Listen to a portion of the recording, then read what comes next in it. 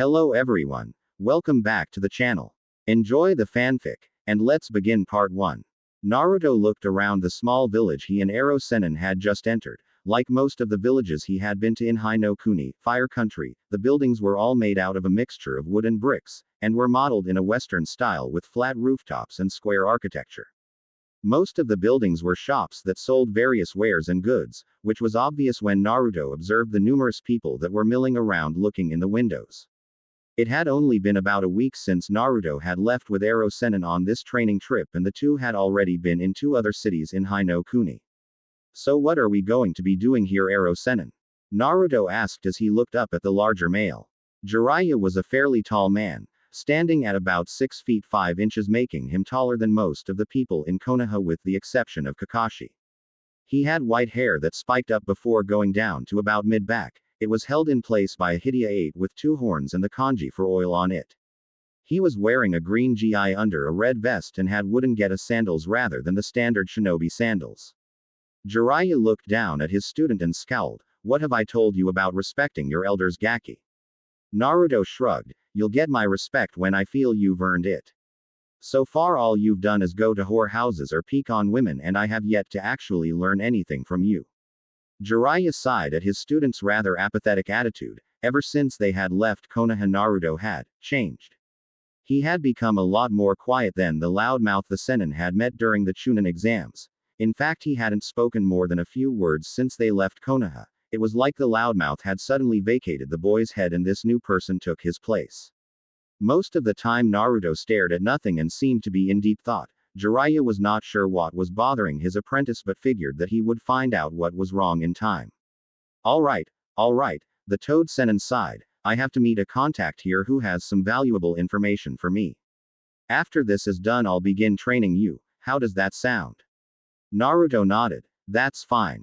Jiraiya frowned at his godson's lack of enthusiasm but left it alone for now as he headed off.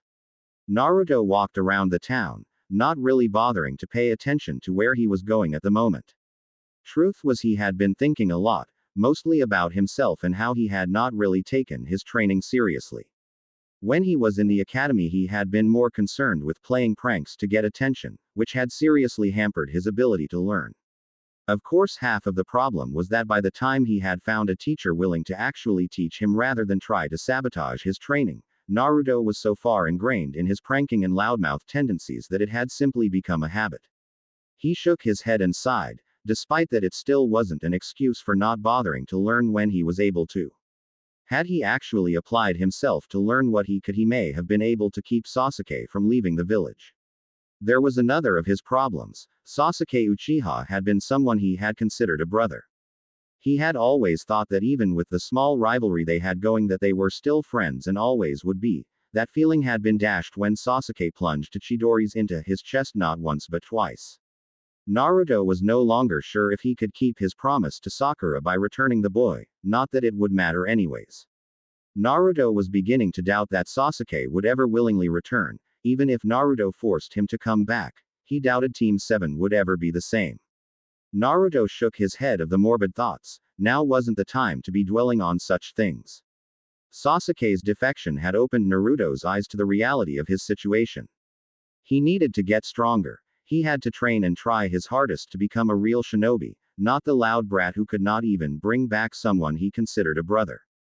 As he was now, Naruto was lacking in every aspect of being a shinobi. Sure, he had the Rasengan, spiraling sphere, and Kage Bushin's shadow clones, but that was really it. In every battle he had fought so far, if it were not for the Kyuubi, Naruto knew he would have died. During the battle on the bridge, in the Nami no Kuni, Land of Waves, he had used it to fight Haku. During his fight with Orochimaru in the Forest of Death he had been forced to use it. His fight with Gaara, his fight with Sasuke, every major battle he had been in he had used it. Add on that he could not even use the Rasengan without the aid of a clone. He did not have proper control of his chakra and no set taijutsu style, or rather he just swung until he hit something. Naruto knew he had a lot of problems to fix. Looking up he found himself standing in front of a store that appeared to sell shinobi clothing. Naruto looked at his own attire. His bright orange track suit had been with him for as long as he could remember, not because he wanted to wear it. No, despite the fact that orange was his favorite color and was good for getting attention, the only reason he wore it was because it was the only thing he could afford. All the stores in Konoha had blacklisted him, making it nearly impossible to get a decent set of clothing. Hell, the only food he could even afford was ramen, which was why he ate it all the time. Even these clothes he had were costly, the man who sold them to him making him pay 3 times the price most people would spend for normal clothes. Deciding that if he wanted to become a real shinobi he should look like a real shinobi, Naruto walked into the store. The shop itself was fairly standard. There were many racks in the store with different styles of shinobi clothes in various colors.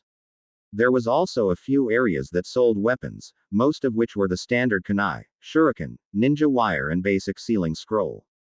Unlike Konoha, this was not a ninja village, so they did not have any specialty clothing and weapons. Naruto began to walk around the store to see what he might like. He looked at various forms of pants first. He wanted them to be in a dark color. Looking at a few of the different styles and colors, he decided to buy several sets of dark blue cargo-styled pants. They had several pockets that looked like they were designed to hold various scrolls and were of a sturdy material that would not wear down. The next thing he went to were the shirts. Looking through them, he went with a dark blue and black colors. Buying several sets of both sleeveless and long-sleeved shirts so that he would have some variety before he moved on, looking to see if there was anything else he might want.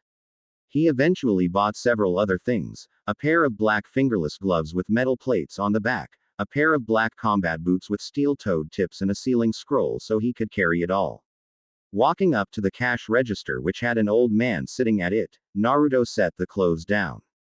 The old man looked at him and began to tally up the price. "That's quite a lot of stuff you bought, young man. The total will come up to 4,000 yen.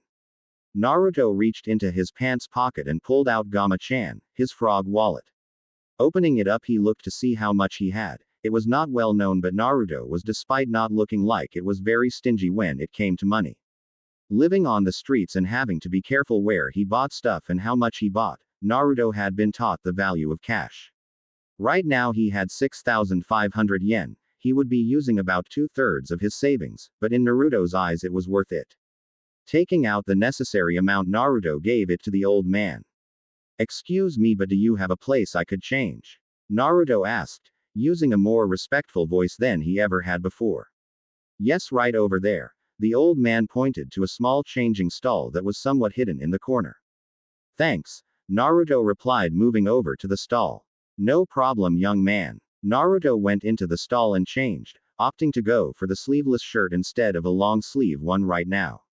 He looked himself over in the mirror and nodded in satisfaction, sealing the rest of his clothes inside of the scroll he bought. Walking out of the store, Naruto created a cage bushin and told it to go find Jiraiya and tell him he was going to get some food. Walking around, Naruto eventually found a small stand that seemed to offer a variety of different foods. Naruto eventually settled on donburi with gyudon, beef, and began to eat. A few minutes later, Naruto blinked as the memories of his clone finding Jiraiya drunk off his with several girls hanging off the man hit him. What was that? Naruto wondered as he tried to figure out what had just happened. He had never had that happen when he made a clone before. Of course, normally when he made clones he would spam them out as if they were going out of style, so maybe he just never noticed. As he ate, he absently wondered if this could be used for training or if he only retained the memories of the clones when they dispelled. He would ask Ero Sennin when the man found him. A little while later, said man walked into the stand and sat down next to him. He ordered a small bowl of ramen and waited for it to come. When it did, he began eating for a bit before deciding to speak. "We'll be staying the night here. Tomorrow we're going to leave early and start your training." Naruto nodded. "Speaking of training, I noticed that I gained the memory of my clone when it dispelled." "Ho ho," Jiraiya said with a small hint of surprise and pride, "so you found out the secrets of the cage bushin eh?" Naruto turned to face Jiraiya with an incredulous look. "So you knew about this?" "Of course I knew, kid," Jiraiya snorted. "I've been waiting to see when you would figure it out yourself." Naruto nodded again. Deciding not to bother getting bent out of shape about over not being told. "Do you think I would be able to use it for training?" Jiraiya looked thoughtful for a moment. "That could work. With your reserves you could easily learn things in months that many others would take years to get down.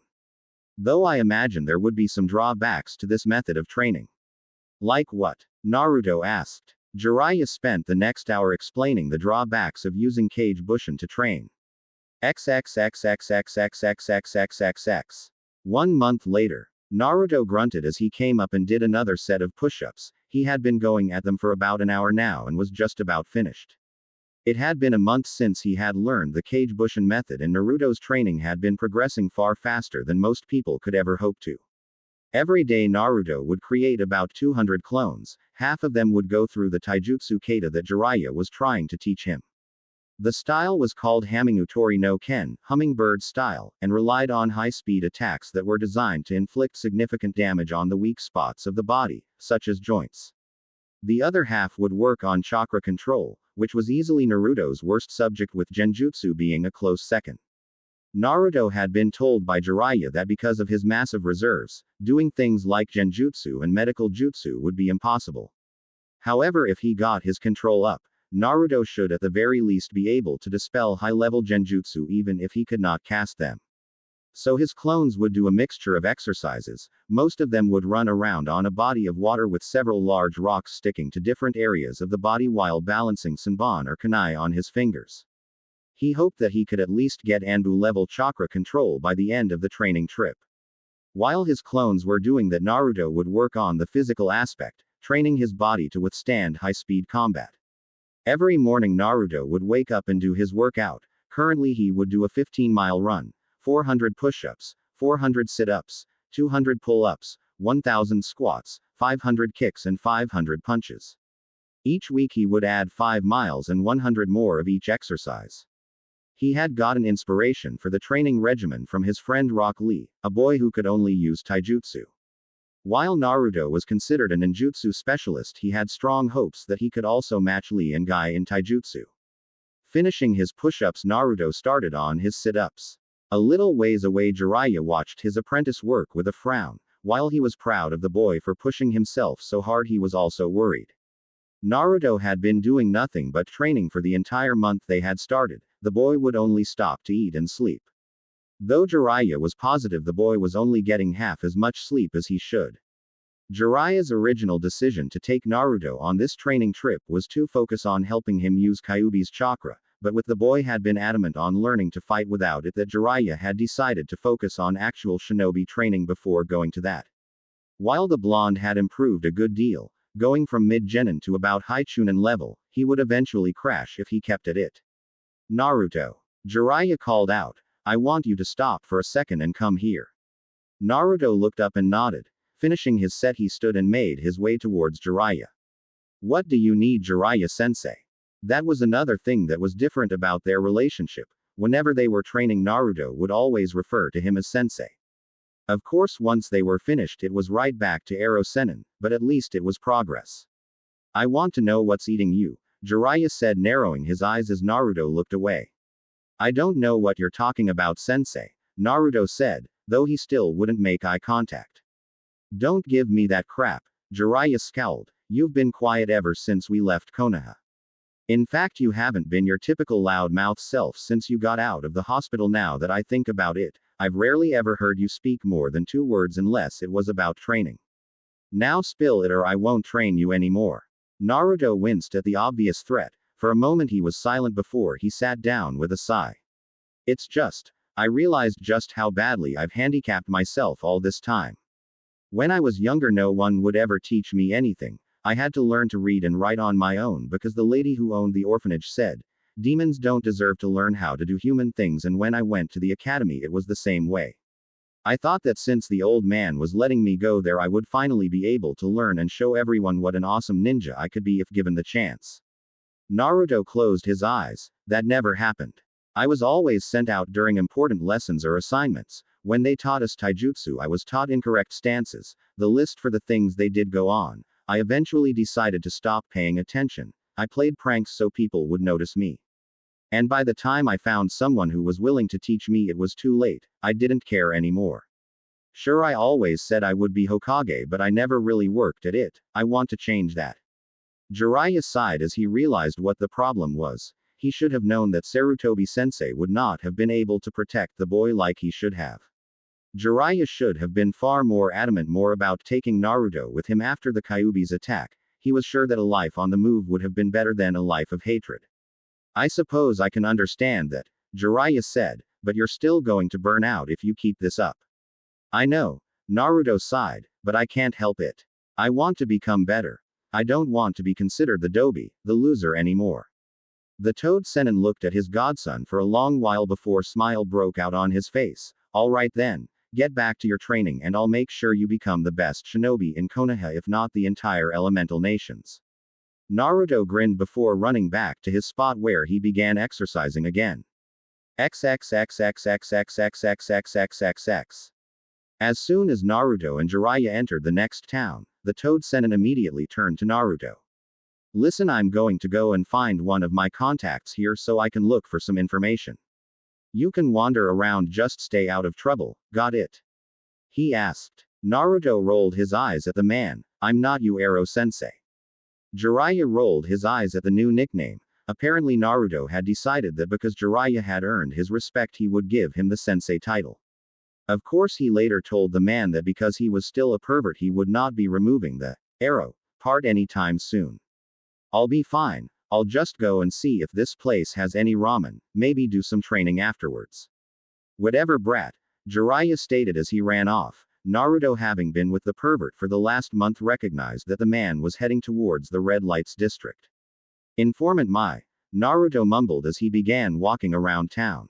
He didn't really bother taking in the sights. Having seen one city in Fire Country, he noticed that they all kind of looked the same. Instead he looked around at all the people, even though he had been out of Konoha for over a month, actually having people smile at him rather than glare was a novel experience. He still was not really sure how to react, but he would occasionally return someone's smile with a tentative one of his own. As he was wandering he noticed something else that made him curious. He had passed several groups of girls his own age, and not one to be rude to anyone really, he had offered them a smile. This had the unexpected side effect of the girls doing two things. The first was for the girls to blush at him, the second was to huddle in whatever group they were in and start giggling while looking at him. He really was not sure how to react to this, having never had experience with girls aside from getting his face to cave in whenever Sakura hit him.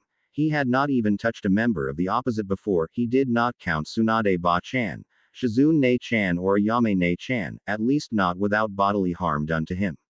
And so he was left confused as he made his way around town, looking for a stand that would sell him some good ramen.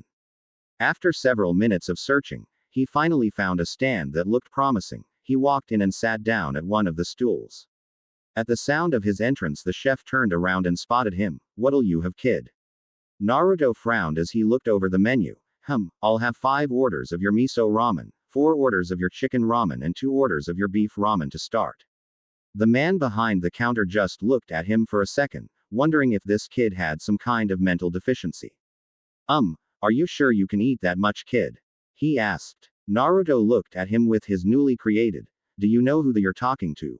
Look, of course I'm sure, if I wasn't I wouldn't have ordered it. The man just looked at him before shrugging, well if you say so. 1 hour and 23 bowls of ramen later, Naruto left the stand leaving a very happy ramen chef and the feeling of his wallet several pounds lighter. He decided to continue his walk through the city before finding a nice quiet place to train. He wasn't too worried about getting lost. Jiraiya somehow always knew how to find him even when the man was drunk as a skunk. As he continued, Naruto noticed he was getting more and more of those looks from the female population. He was not sure what they meant, but the looks had the odd effect of making him swell with pride, and at the same time want to run away screaming. Though, he could have sworn he had seen those looks before. He shrugged the thought off as he looked at some of the stores, wanting to see if they may have anything interesting. He didn't go into any of the stores right now, since he could not see anything interesting. Instead he satisfied himself with window shopping to see if there is something he might want. As he was looking into one of the stores he felt someone tapping him on the shoulder. Turning around he found himself staring at a girl around his age. She had long light brown hair, green eyes and a decent figure for someone who he recognized as a civilian. She was giving him the same smile with that light redness across the cheeks that he had noticed other girls giving him as he had walked around the city. Naruto was really not sure what to say. He had next to no experience with women, so he was completely unsure what to do. He decided to be Quieter than he usually was. After all, Sakura would hit him when he was loud, so there was no reason to assume other females would not do that either. Can I help you? He asked. He picked up several giggles coming from behind the girl. Turning his head slightly, he saw a group of them just a little ways away looking at the two of them. He did not know why, but this instantly had his danger senses going haywire, telling him to run and never look back. The girl continued to give him a small smile. Actually, me and my friends were just wondering if you wanted to go shopping with us. Naruto blinked, opened his mouth, closed his mouth and blinked again. No one had ever asked him to do something like this with them before. It went without saying that he was stumped on what to do. What? He asked in a voice that sounded like he had not heard what the girl had asked. The girl talking to him could not help but think he looked extremely cute with his confused look. She started giggling again. I asked if you wanted to go shopping with us. Naruto, for reasons he did not know, felt his cheeks become inflamed and he was positive he looked like a tomato. This was confirmed when the girl and her friends in the distance started giggling again. Naruto thought the giggling was kind of cute, yet at the same time felt it was the single most terrifying thing in existence. He was tempted to just run and hope these girls could not find him again to ask him, yet at the same time he had never actually spent time with anyone his own age outside of the academy and missions. Sure, I'd love to with you, Naruto said as he gave the girl his megawatt smile. After all, it would be nice to hang out with people his own age just to be with them instead of on a mission or training. That was the wrong thing to say. Naruto was unsure what had happened, but he soon found himself being dragged by the arm to nearly every store in the city. The girls did not do any shopping, however they had decided to see what kind of clothes he liked to see them in. Apparently they wanted a guy's opinion or something. He wasn't quite sure since they were talking so fast it was next to impossible to understand them. In any case, every store they went to, the girls would grab a bunch of clothes, change into them and model for him while asking for his opinion. Naruto, having never done anything even remotely like this before, was completely unsure what to say to them. Instead he found himself spending that time blushing and trying to speak, only for no words to actually come out, or for his words to sound more like he was choking on a piece of food. Unfortunately for him, rather than irritate them, this seemed to endear the group of females he was hanging out with even further. They began calling him cute and asking him things like if he had a girlfriend. One was even bold enough to ask if she could touch his whiskers. Luckily help arrived. As he was walking down the street, two of the girls having somehow latched onto each of his arms, Naruto noticed a large dust cloud being kicked up and coming his way. He and the girls stopped and watched as Jiraiya passed with a horde of barely clothed women coming at him with bats, pitchforks and many other devices used to maim and cripple, all the while yelling about perverts and getting what he deserved. As soon as they passed, Naruto got out of the girl's grip and turned to them. Sorry for cutting this short, but it looks like I have to save my perverted sensei from his rightful execution. With nary another word, Naruto was gone, leaving the girls to watch the second, smaller cloud of dust he made. Naruto found Jiraiya just as he assumed he would have, lying unconscious and twitching as the women walked away after beating him. Walking up the blonde toad, the spastically twitching toad Senin. A second later, said Senin jumped up and dusted himself off as if nothing had even happened. I knew you weren't going to be meeting any contact, Ero-sensei, Naruto said once the man was up. Stupid pervert, why can't you ever just act normal? Normal is overrated, Gaki, Jiraiya exclaimed as a smirk formed on his face. Besides, you have no right to talk. I saw all those females you were with.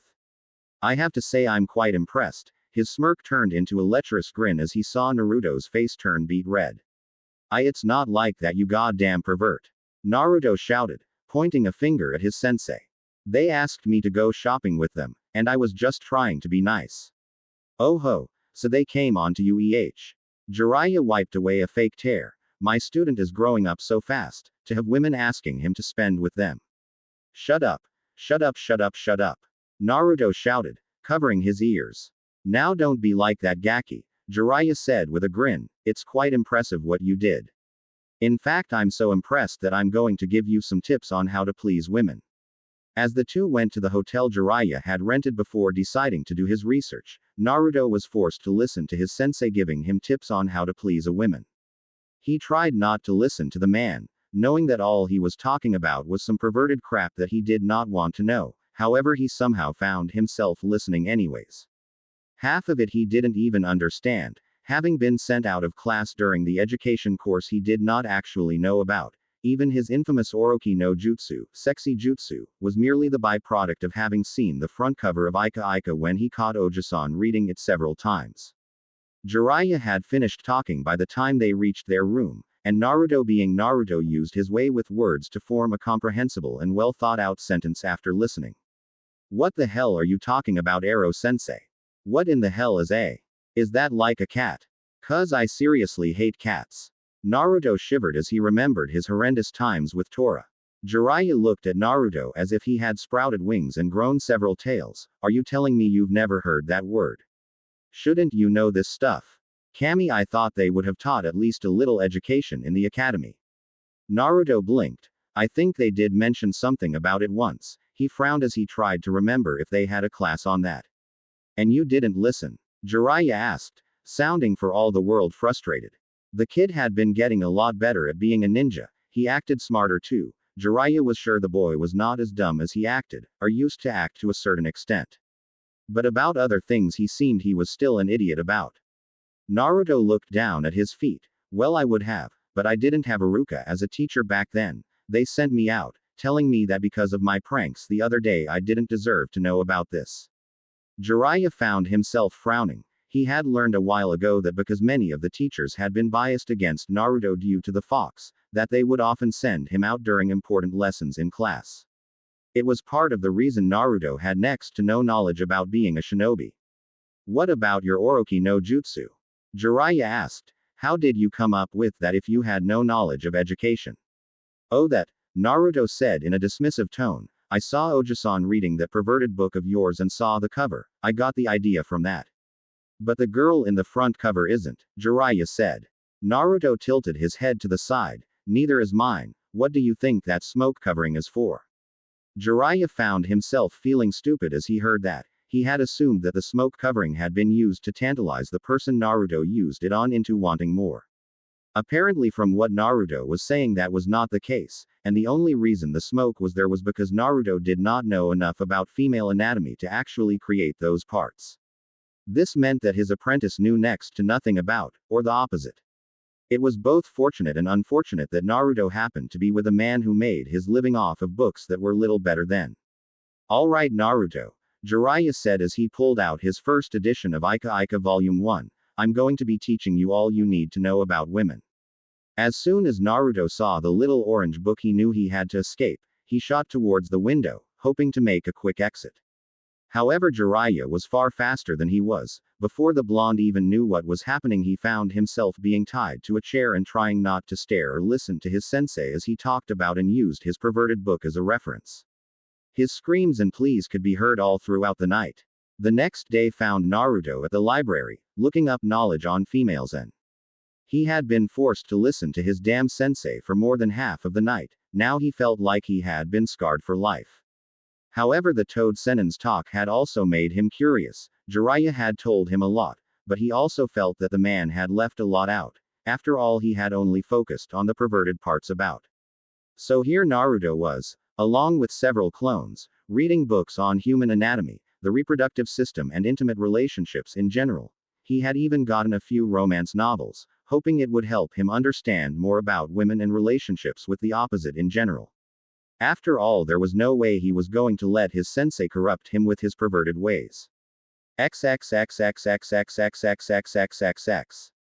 6 months later, Naruto grunted as he was kicked in the face and sent flying backwards. Flipping himself in mid-air, Naruto landed on his feet and skidded across the water. In burst of speed, Naruto shot off towards Jiraiya, one hand going to his kunai pouch and the other began a series of one-handed seals. He threw several shuriken at Jiraiya before thrusting out his palm. Fuden. Ripusho. Wind release. Wind gale palm.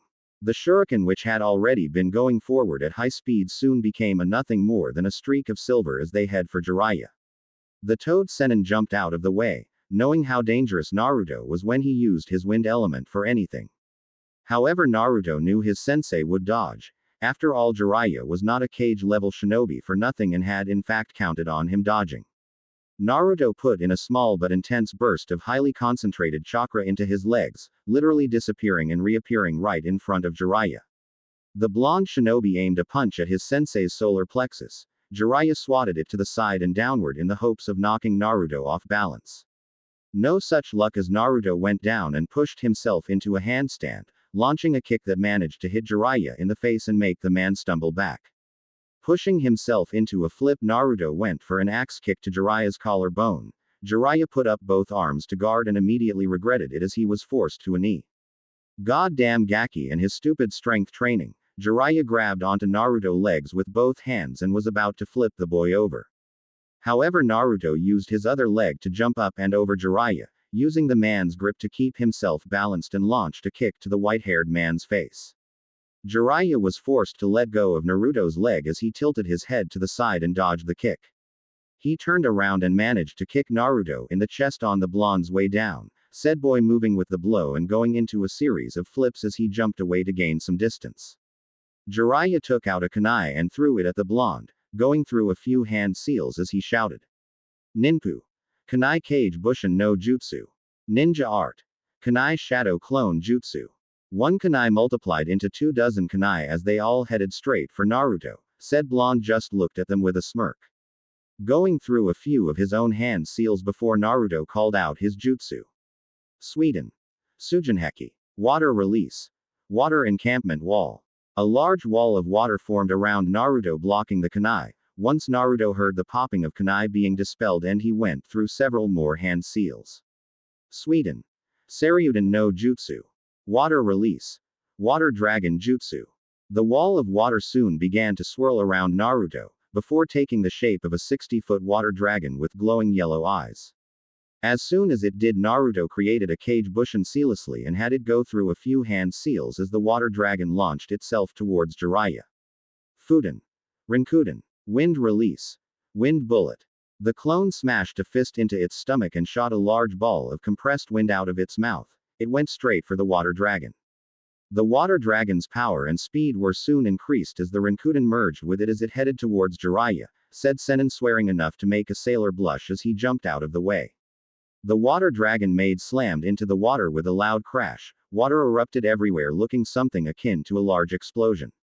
Using the distraction caused by his jutsu, Naruto threw several kunai and went through the hand signs Jiraiya had used earlier. Ninpu. Kunai Kage Bushin no Jutsu. Ninja Art. Kunai Shadow Clone Jutsu.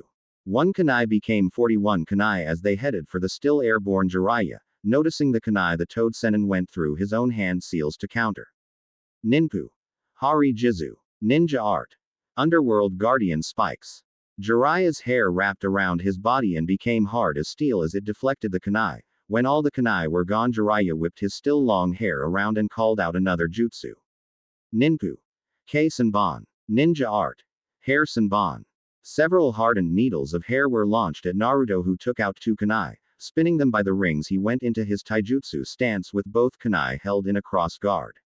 Naruto's hands soon became a blur of motion as he deflected the hair Senbon away. Whatever he couldn't deflect was dodged as Naruto flipped and twirled in an amazing acrobatic display. When the Senbon hailstorm died down, Naruto looked around, not seeing Jiraiya anywhere. He frowned before closing his eyes, trying to sense out the man's chakra. Having felt Jiraiya's chakra signature for 6 months now, Naruto could pick it up fairly easily. He finally found him, however, his eyes widened when he realized the man was right under him. His realization came too late as Jiraiya came out of the water and smashed a fist right into Naruto's chin. Before Naruto could fly too far, he felt hair wrap around his body and harden, immobilizing him. Jiraiya grinned at his student, who was currently hanging upside down. The boy had come quite far in just 6 months. His physical abilities and taijutsu were now extremely impressive, definitely high Jonin level with all the work they had been doing to bring it up to snuff. His chakra control was also coming along nicely, being at around mid-Jonin level, which was good, especially considering the fact that it grew at a near constant rate. However, it was Naruto's ninjutsu that took the biggest leap, particularly in the field of elemental manipulation. Jiraiya had decided that since the boy was doing so well, they would get started on learning elemental nature manipulation, something that Jiraiya had planned on having Kakashi teach the kid when they returned. Now he was glad that he didn't go through with that plan. since Naruto appeared to have three elements: Fuden, wind, Suiden, water, and Raiden, lightning. It had been a shocking discovery, and Jiraiya had to wonder if it was some kind of bloodline or if it just came from his parents. Minato had been a Fuden user starting out, but had later learned to use Raiden during the Third Great Ninja War. And Kushina had an affinity for Suiden Jutsu, so he supposed it was possible, but it still didn't make much sense. He actually planned on having Naruto tested when they returned to Konoha in 3 years. If he did have a Kekkei Genkai of some kind, it could cause problems. Jiraiya shook his head. He would worry about that later. Nice job, Gaki, but you're still too early to beat me. Naruto gave Jiraiya a pout before it turned into a grin that instantly put the Sennin on guard. Oh really? Naruto asked right as Jiraiya's eyes widened. Shit. Jiraiya jumped out of the way just in time to dodge a large explosion as the now identified cage bushin he was holding blew itself up. As Jiraiya landed, he felt cold steel against his neck. He couldn't help but chuckle. You've been waiting to use that tactic, haven't you? Naruto grinned as he put his kunai away. Well, yeah, you tend to immobilize me a lot with those hair techniques of yours, so I figured it would be a good way to beat you. Jiraiya nodded as they had sparred quite often. By now it was obvious that Naruto would know Jiraiya's tactics. That was going to be an issue since others would not fight like he did, nor would they pull their punches. He would need to have Naruto gain some experience. Maybe he could see if Tsunade would give them some missions to accomplish. You're getting better, Jiraiya complimented as he thought about how to give Naruto some real-life experience. Anyways, let's set up camp for the night. Tomorrow we'll head into a town a little ways off. Alright, Ero-sensei, Naruto said as he grabbed several scrolls from his kunai pouches. XXXXXXXXXXXXX. Hey Ero-sensei, Naruto said as the two sat around a campfire. What is Gaki? He asked as he took some meat off the spit over the fire and began to eat. I was wondering, Naruto started as he ate some of his own food, do you think that it's possible for me to bring Sasuke back? Jiraiya sighed. He had expected this to come up soon. Naruto had recently been getting quiet and contemplative again, which had not happened since the first month of their training. He also knew about the kid's promise, that pink-haired girl who the kid had a crush on, though judging by the amount of times he had caught Naruto talking and even flirting with other girls now, he was sure that crush would be gone soon. He resisted the urge to give a perverted giggle at that thought before speaking. I'll be honest with you, Naruto, even if you brought Sasuke back, it would only cause more problems. Sasuke is like Orochimaru in many ways. He desires power and will do anything he can to get it. I don't need to remind you of how he had nearly killed you trying to leave for that traitor. If you brought Sasuke back, it would just cause him to resent you and Konoha more. He left because he felt that the village and his friendship with you was holding him back. If you did succeed in forcing him back, he would only hate you more for trying to block him from gaining power. Naruto's shoulders slumped. So you're saying I should forget about him? Jiraiya patted the boy on the shoulder. I know it's hard. Hell, when I tried to bring Orochimaru back and failed, I was just as hurt as you were. But being a shinobi, and especially if you want to be Hokage, means that you sometimes have to make hard decisions. Naruto nodded to himself. It had been on his mind a lot recently. He had a feeling that this would be the case, but had wanted a second opinion. He didn't like it. He had wanted to bring his best friend back, but if that was not possible, it would be better to forget about him. I understand, Naruto said with some conviction. I was wondering, do you think we could extend the training trip? Jiraiya blinked in surprise as he answered, well, I don't see why not. Jiraiya smiled at the thought of all the things he could teach Naruto if they stayed longer. I had originally planned for a 4-year trip anyway. This will allow me to teach you much more, and with your kage bushin you could easily be kage level by the time we return to Konoha. Naruto grinned as he finished eating and threw the stick his food was on away. He felt as if a small weight had been lifted off of him. Before Naruto went to sleep, he made a vow that he would train to become the greatest shinobi ever. XXXXXXXXXXXXX. Naruto sighed as he looked at the blank piece of paper in front of him and wondered how he got roped into doing this. I can't believe I let Ero-sennin somehow convinced me to write a book, he thought with a sigh as he remembered the bet he had made with his perverted sensei. XXXXXXXXXXXXX. Flashback. Naruto and Jiraiya were currently arguing again. Many people would probably wonder what the two could be arguing about. The answer was quite simple. Jiraiya had just been caught peeping again, and because Naruto needed his sensei to teach him, he had ended up bailing the fool out, again. This was the 1,700,560th time that Naruto had been forced to do this, and he was getting sick of it. Sweet Kami Arrow sensei, can you for just once in your life not go peeping in the hot spring and act like a pervert? Naruto yelled in the middle of the heavily populated city in Tasuki no Kuni, land of fangs. Shish, Jiraiya whispered as he looked around, seeing many of the women currently glaring at him. Keep it down, brat. You're gonna make it harder for me to pay, do my research if you yell like that and alert all the ladies. Good, maybe if they don't go to the hot springs you won't go peeping, Naruto stated. Then perhaps you can actually write a good book that's not perverted. Hey, are you saying my books are bad? Did I stutter? You damn brat. My books are the best and everyone with half a brain knows it. Then how come all the women absolutely hate your books? Asked Naruto, who grinned when he got a glare from his sensei. Besides, I could write a book that would sell 1,000 times more copies than your perverted crap. Ho ho. That's a good one, Gaki. Would you care to bet on that? What are the wages? Jiraiya went into a thinking pose. If I win, you will not only have to keep helping me out when I get caught doing research, but also use your Oroki no Jutsu, sexy jutsu, to help give me some material as well. Fine, and if I win, you have to not only stop being perverted as long as you're still training me, but also. Naruto thought about what else he wanted for a moment before giving a smile that sent shivers down Jiraiya's spine. Tell me about my father. Jiraiya nearly choked on his own spit when he heard that. He had in all honesty been planning on telling him after his training was complete. Telling him at this stage could be detrimental since his father had many enemies. Right now Naruto was only at low to mid Jonin since shadow clones could not be used for physical training and he lacked experience. Not only that, but Naruto might get angry at his father and end up hating the man for sealing Kyuubi inside of him. On the other hand, it could prove to be beneficial and give Naruto something of a measuring stick, making him push himself harder in order to surpass his father. Though he was already pushing himself far more than others could. Jiraiya sighed as he figured it couldn't hurt. Alright brat, you've got yourself a bet, Jiraiya said, holding out his hand. If your book ends up selling more than mine, I'll stop peeping until your training is over and tell you about your father. Naruto grinned as he took Jiraiya's hand. This would be no problem. Flashback end. XXXXXXXXXXXXX. Damn, this is harder than I thought, Naruto mumbled to himself. Having fun, brat. Naruto turned to see Jiraiya grinning at him. Naruto favored him with a glare but said nothing, which only caused Jiraiya to grin more. Moving to look over his student's shoulder, he decided to push the blonde shinobi's buttons. My Naruto, look at all that writing you have done, Jiraiya said with evident sarcasm. I'm sure you'll have a book that beats mine in no time with such a grade material.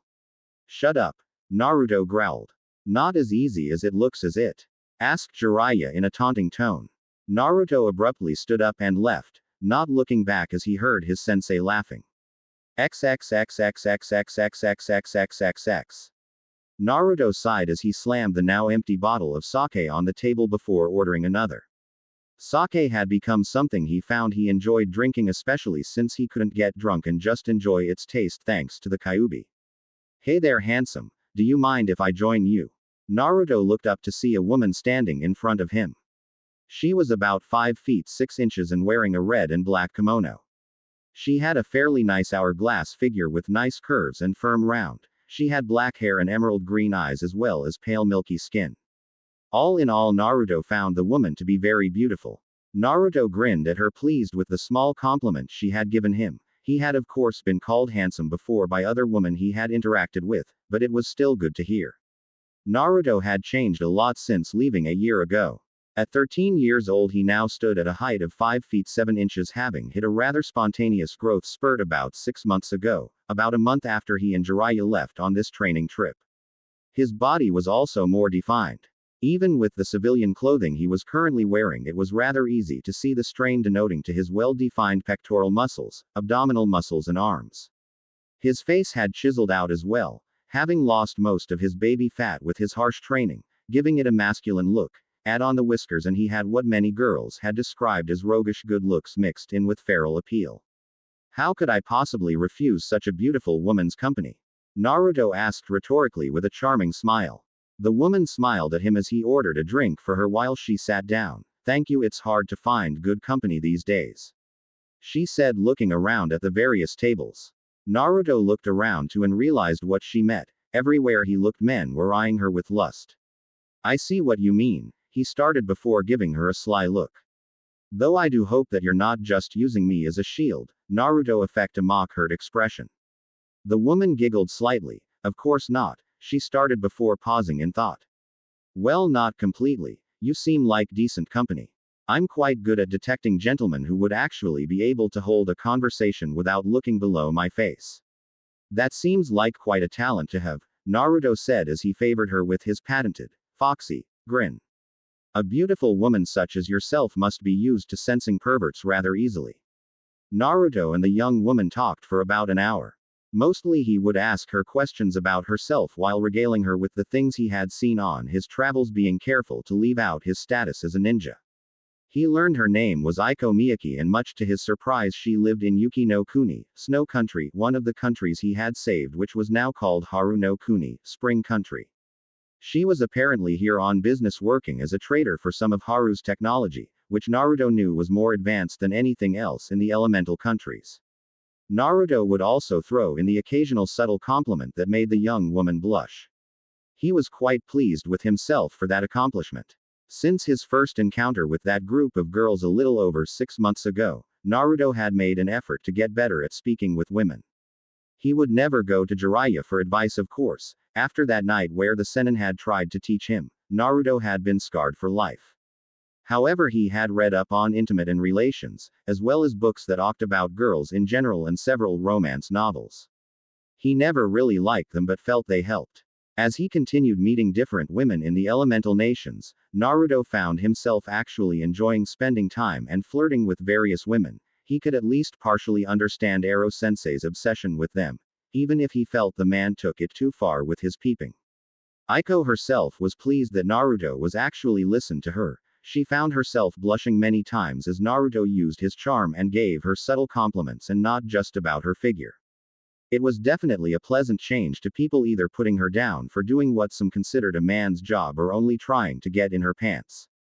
It also helped that she was downing more sake than usual since she felt so comfortable in his presence. When it was time to go, Naruto noticed that she was having a little trouble standing up. She had obviously drunken too much. Deciding to do the gentlemanly thing, he offered her support as he took her back to her hotel. Of course, nothing ever goes right when you're with a young beautiful woman at night, and the two soon found themselves surrounded by several thugs. Look what we have here, boys, one of the thugs exclaimed.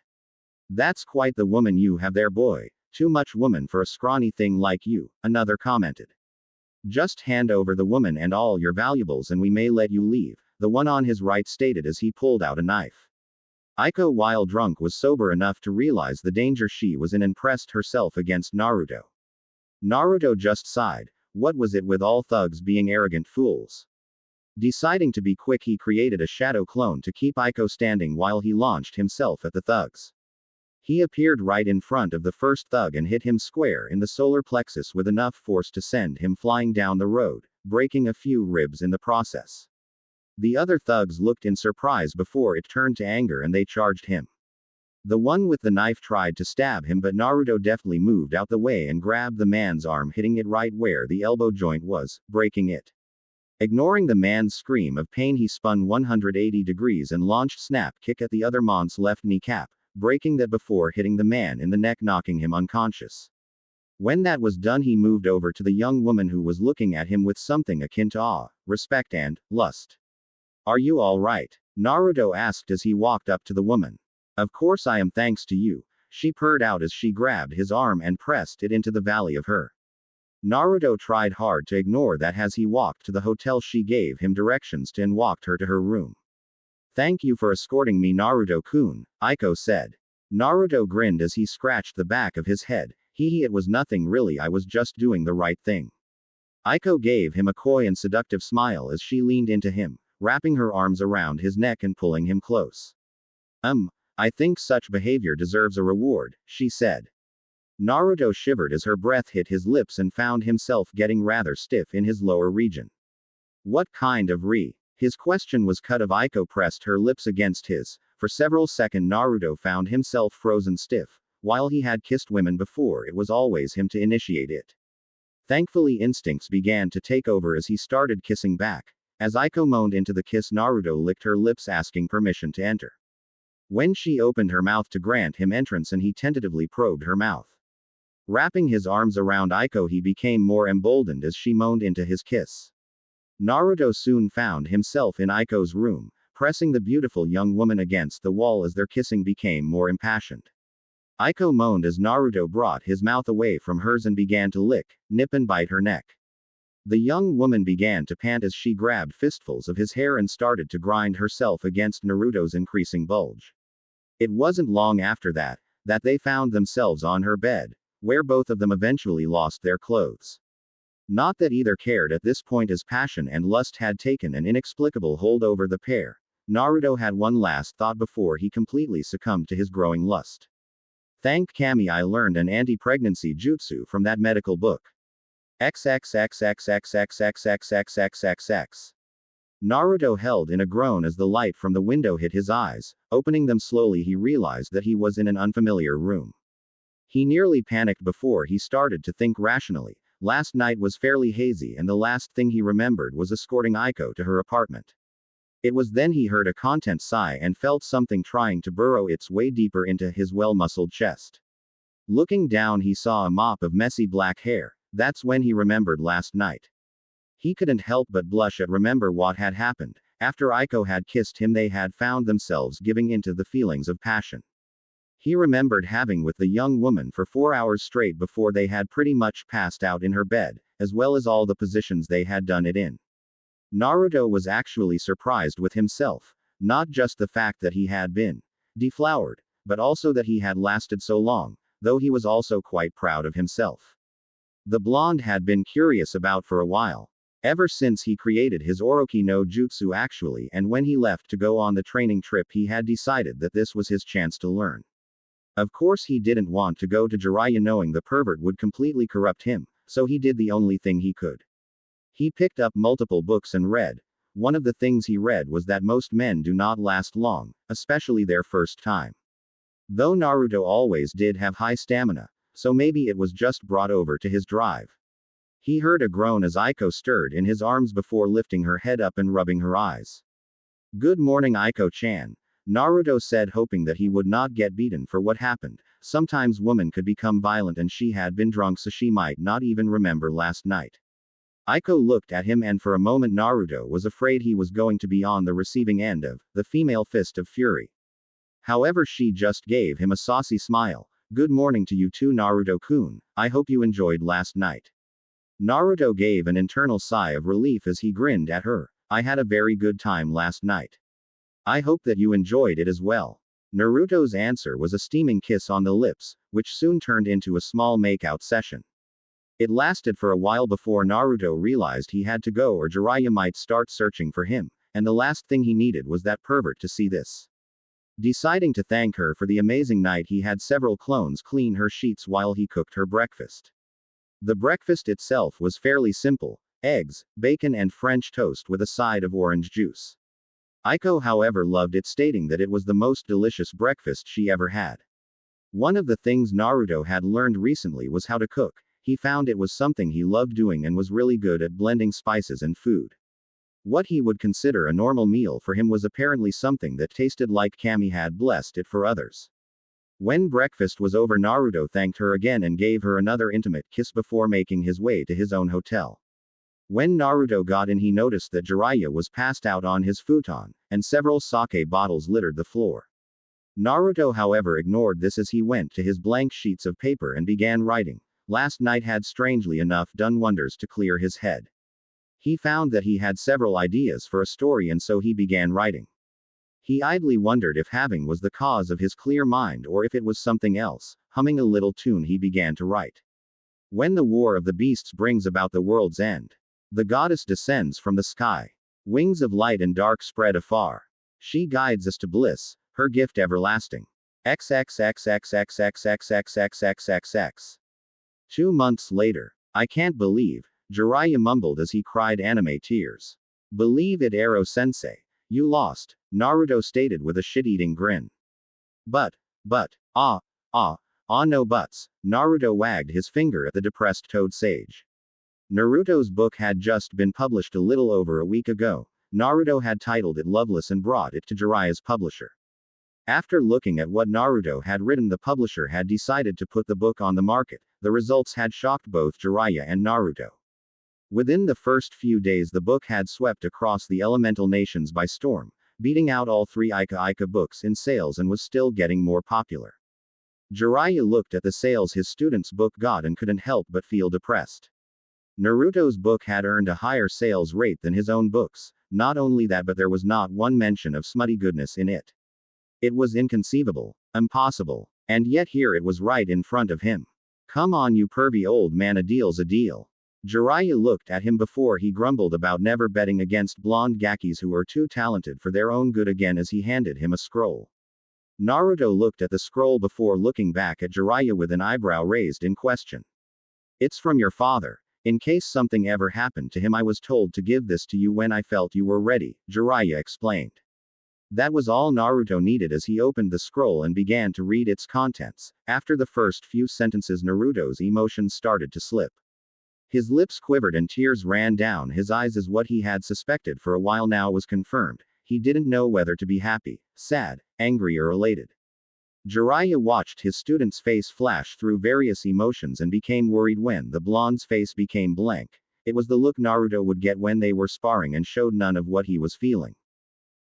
Naruto? Jiraiya asked in an unsure voice. He was not used to these kinds of things. Despite having been through 2 great wars, Jiraiya had always had a problem at helping others with their emotional problems. He himself always preferred to get smashed and find a woman to have with. Suffice to say, he didn't think that would work for Naruto. A small crack appeared in Naruto's facade. I'm going to the hotel. I need to be alone for a while. Naruto left rather quickly. Jiraiya looked up at the sky and sighed. He was not sure if this was the best idea, but only time would tell. XXXXXXXXXXXXX. Naruto sat in his room as he reread the message his father had left him. Dear Naruto, I bet you're wondering who this is. Nay. My name is Minato Namikaze and I went by many names. The Konoha no Kuroi Senku, Yellow Flash of Konoha, and Yondaime Hokage were a few, but the one I am most proud of is father. Specifically your father. Your old man's pretty cool, right? Now on to why I am writing this. It's really a just-in-case kind of thing. Despite winning the war, there are many people out there who want me dead, and I'm not arrogant enough to assume that one might not get lucky. I am leaving this letter with Jiraiya, my sensei and your godfather. Should anything happen to me or your mom Kushina, he is the one who will take care of you. I told him to give this to you when he feels you're ready. Now that the boring stuff is over with, I have some things to give you that I felt were too important to keep at home. On the bottom of this letter is a seal that is specifically designed to open with Namikaze blood, meaning only myself or you can open it, seeing as how we are the only Namikazes. Inside this seal you will several important things, the first being one of my Hiraishin Kunai. Note that these will not work for you because of a specific blood seal that is tied to me and only me. The Hiraishin is simply too powerful a tool to use without taking great precaution to ensure it does not get replicated, but this should be a good basis for you to make your own Shiki formula, for your own Hiraishin as the key to the formula created. Without it you won't be able to see all the seals on the kunai. The last and just as important are my notes on the Hiraishin. They are not complete since I figured that if you're anything like me you will want a challenge, but they should give you a basis to start with. If I die, I hope that this letter lets you know that I love you and hope that this can in some way bring us closer as father and son. Love, your father. Minato Namikaze. Naruto gritted his teeth as he tried to stop the tears from coming, but it was no use, and he soon found himself crying. It was both in joy and in anger. Joy at knowing he had a father who cared about enough to come up with a precaution in case something happened to him, to ensure that he would be able to protect himself and let him know that his father did in fact love him. And anger at the fact that it was his father, the man he had considered a hero since he was little and listened to Oji-san tell stories of him, was the same man who condemned him to a life of hell and loneliness for 12 years of his life. He was always pretty cautious when it came to you. Naruto turned around to see Jiraiya leaning in the doorway, his arms crossed and a rare serious expression on his face. What? Naruto asked as if he had not heard what the man had said. He made that for you the moment he found out Kushina was pregnant. Jiraiya continued sitting down on the edge of the bed. I don't think I've ever seen him or Kushina as happy as they had been when they heard she was going to have a baby. So I should just forgive and forget?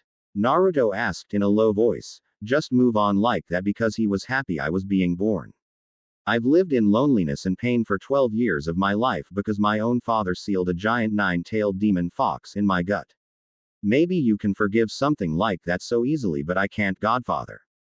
Jiraiya winced at the way Naruto said the man's title. Jiraiya knew he had not been much of a godfather to the blonde. He could have disobeyed his sensei and the council, taking Naruto with him and nurturing the boy into the man he should have been, but he had not done that. Naruto, I wanted to tea.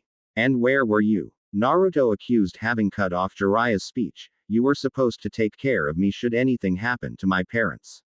Where were you when the orphanage kicked me out and I was forced to live on the streets for a year? Where were you when I received my first beating by the villagers on my own birthday? Naruto, look, what were you doing, huh? Peeking on women so you could write those perverted book of yours and not accept the responsibility for your godson. Look here. Jiraiya yelled as he stood up and narrowed his eyes at Naruto. I wanted to take you with me. In fact, I begged Sarutobi-sensei to let me take you away from the village. I pleaded with him, but he wouldn't budge. He said he wanted you to gain bonds with the people of the village. I told him that it would never happen, but he wouldn't listen. Jiraiya took a deep breath and calmed down. Sitting back down, he placed a hand on the young boy's shoulder. If it had been my choice, I would have taken you with me, but it wasn't. And it's not like I didn't come to see how you were doing. What do you mean? Naruto asked, having calmed down a bit, though tears were still falling freely down his face. Who do you think gave you that wallet? Jiraiya asked, gesturing towards the seal on Naruto's leg that held Gama-chan. Naruto blinked. You gave it to me. But I thought that it was Sarutobi-sensei. Jiraiya shook his head. Had it been him, he would have given it in person. Why didn't you give it to me in person? The council. Jiraiya sighed. By the time I came back to visit you and saw how shitty your life was, I begged sensei to again let me take you out of the village. However, the council had taken much of the Hokage's power after Minato's death. By that time, sensei was unable to do anything. I was ordered not to make contact with you unless it had something to do with the seal. Naruto rubbed his eyes with his arms, getting the tears out before he looked at Jiraiya with a smile. I guess I'll have to fix that when I become Hokage, nay. Jiraiya chuckled as he ruffled Naruto's hair. I guess so, but you won't become Hokage by moping about like this. Naruto chuckled as he dried the last of his tears. He honestly felt better after crying a bit. But crying never got people anywhere. Plus, crying over spilt milk wasn't his style. He was just about to comment when he remembered something. What about my mother? From what I understand, she wrote a letter for you as well, but it's at their house in Konoha, Jiraiya answered. Naruto nodded. Then I won't worry about that for now. I'll be able to read it when I get home. Jiraiya nodded and smiled. Good, now if you're done moping, we have some training to do. Naruto grinned. Right. XXXXXXXXXXXX. 3 months later. Naruto looked out at all the clones he had created after finishing his physical training regime. He had gone from 200 to 300 and had them working on various things. Most of which were elemental manipulation, more specifically trying to find a way to combine them. He had just mastered his lightning element just a month ago, with it being the last natural affinity he had, so he had gone on to try something harder. Currently he had 100 clones working on sub-elemental creation. Contrary to popular belief, sub-elements were not the result of a bloodline. While there were of course elemental bloodlines, they usually centered around specific techniques such as Haku's Haijutsu Maku Hausho, demonic ice mirrors. There were also bloodlines that had specific powers that were used through sub-elements, such as Hashirama Senju's ability to tame the Biju. Otherwise, the shinobi he ran into in Yuki would never have had the Hyoden Jutsu, ice techniques, that they had been known for before it became Haru no Kuni, Spring Country, after Team 7 saved it. Even though they only manipulated pre-existing ice, it still took the ability to combine water and wind elements to form the shapes they wanted. Anyone with enough control over their two elements and sufficient chakra control could create sub-elements. Of course, some were harder than others. Naruto had even heard rumors that there was a person who could use Yoden, lava release, which was a combination of fire and earth elements, and Fuden, boil release, which was combining two contradictory elements, fire and water, to create an acidic base that could melt a person's opponents. He was unsure how the Kekkei Genkai worked for that person, but he assumed it allowed for a subconscious act of coating the walls of the throat with a layer of protective chakra. So far Naruto had only been able to create Hyoten, but he was hoping to see if he could combine more than just WND and water. Another 100 were working on a mix of Tai and Kenjutsu katas, after Naruto had decided it would be good to learn how to use a weapon other than kunai and shuriken.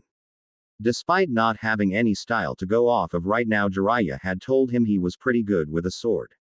It was Naruto's hope that he would be able to create his own style, like his taijutsu style, which he had learned was his father's style. The kenjutsu relied on high-speed combat. Though rather than aim for joints, nerves and delivering bone-crushing blows, this style was designed to kill, going for the 8 vital points in the human body. Its movement was also based off of his affinity with wind and water. The style was meant to flow, so to speak. The user would move like the water, flowing in and out of attacks like water flows around a rock. However, it was also fast and unpredictable like the wind. It could be calm and centered one moment, then have all the power and fury of a raging hurricane the next.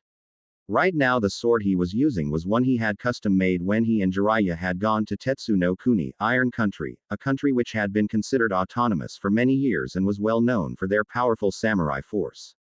The blade was a total of 2 inches 6 in length, making it a Kodachi class weapon, with a pitch black finish while the edge was a vibrant silver color. The guard was that of the Uzumaki swirl, made to look like it was made of 9 fox tails in a dark orange color. The handle was also wrapped up in a dark orange cloth, with a gold pommel at the end and 3 tassels on the bottom. The sword was made out of a powerful chakra-conducting metal that was found only in Tetsu no Kuni. It was the same metal that allowed that nation's samurai to launch chakra-based attacks from the blade. It was also very expensive to have made. Along the edge of the blade were several powerful and hidden seal arrays of Naruto's own design. Their purpose was to store elemental chakra so he could launch elemental attacks rather than the standard chakra attacks to give him an edge in battle. He also gave the sword what he called a chakra circulatory seal. What this did was give the sword its very own chakra system, complete with artificial tenketsu points that were bonded to Naruto's own chakra coils. This allowed Naruto to utilize more power if the seals ran out of chakra in battle. It was based off of the few things he had heard about on the Samahata, a semi-sentient blade that could absorb foreign chakra. Though Naruto's was not semi-sentient, it was connected to Naruto in a way that most swordsmen would never be with their swords. He had given it the name Susanoo, God of Storms. The last 100 clones were doing a variety of different things, most of which were reading. Naruto had found an immense desire to learn after wanting to change himself. He would read anything from tactics and shinobi history to politics and gardening, not limiting himself to just shinobi-related subjects. However, other clones were doing things like playing shogi to help work on strategy, jotting down notes on ideas for a new jutsu or seal, or even trying to create a new seal. Though those ones had to be replenished often as they usually had rather explosive results.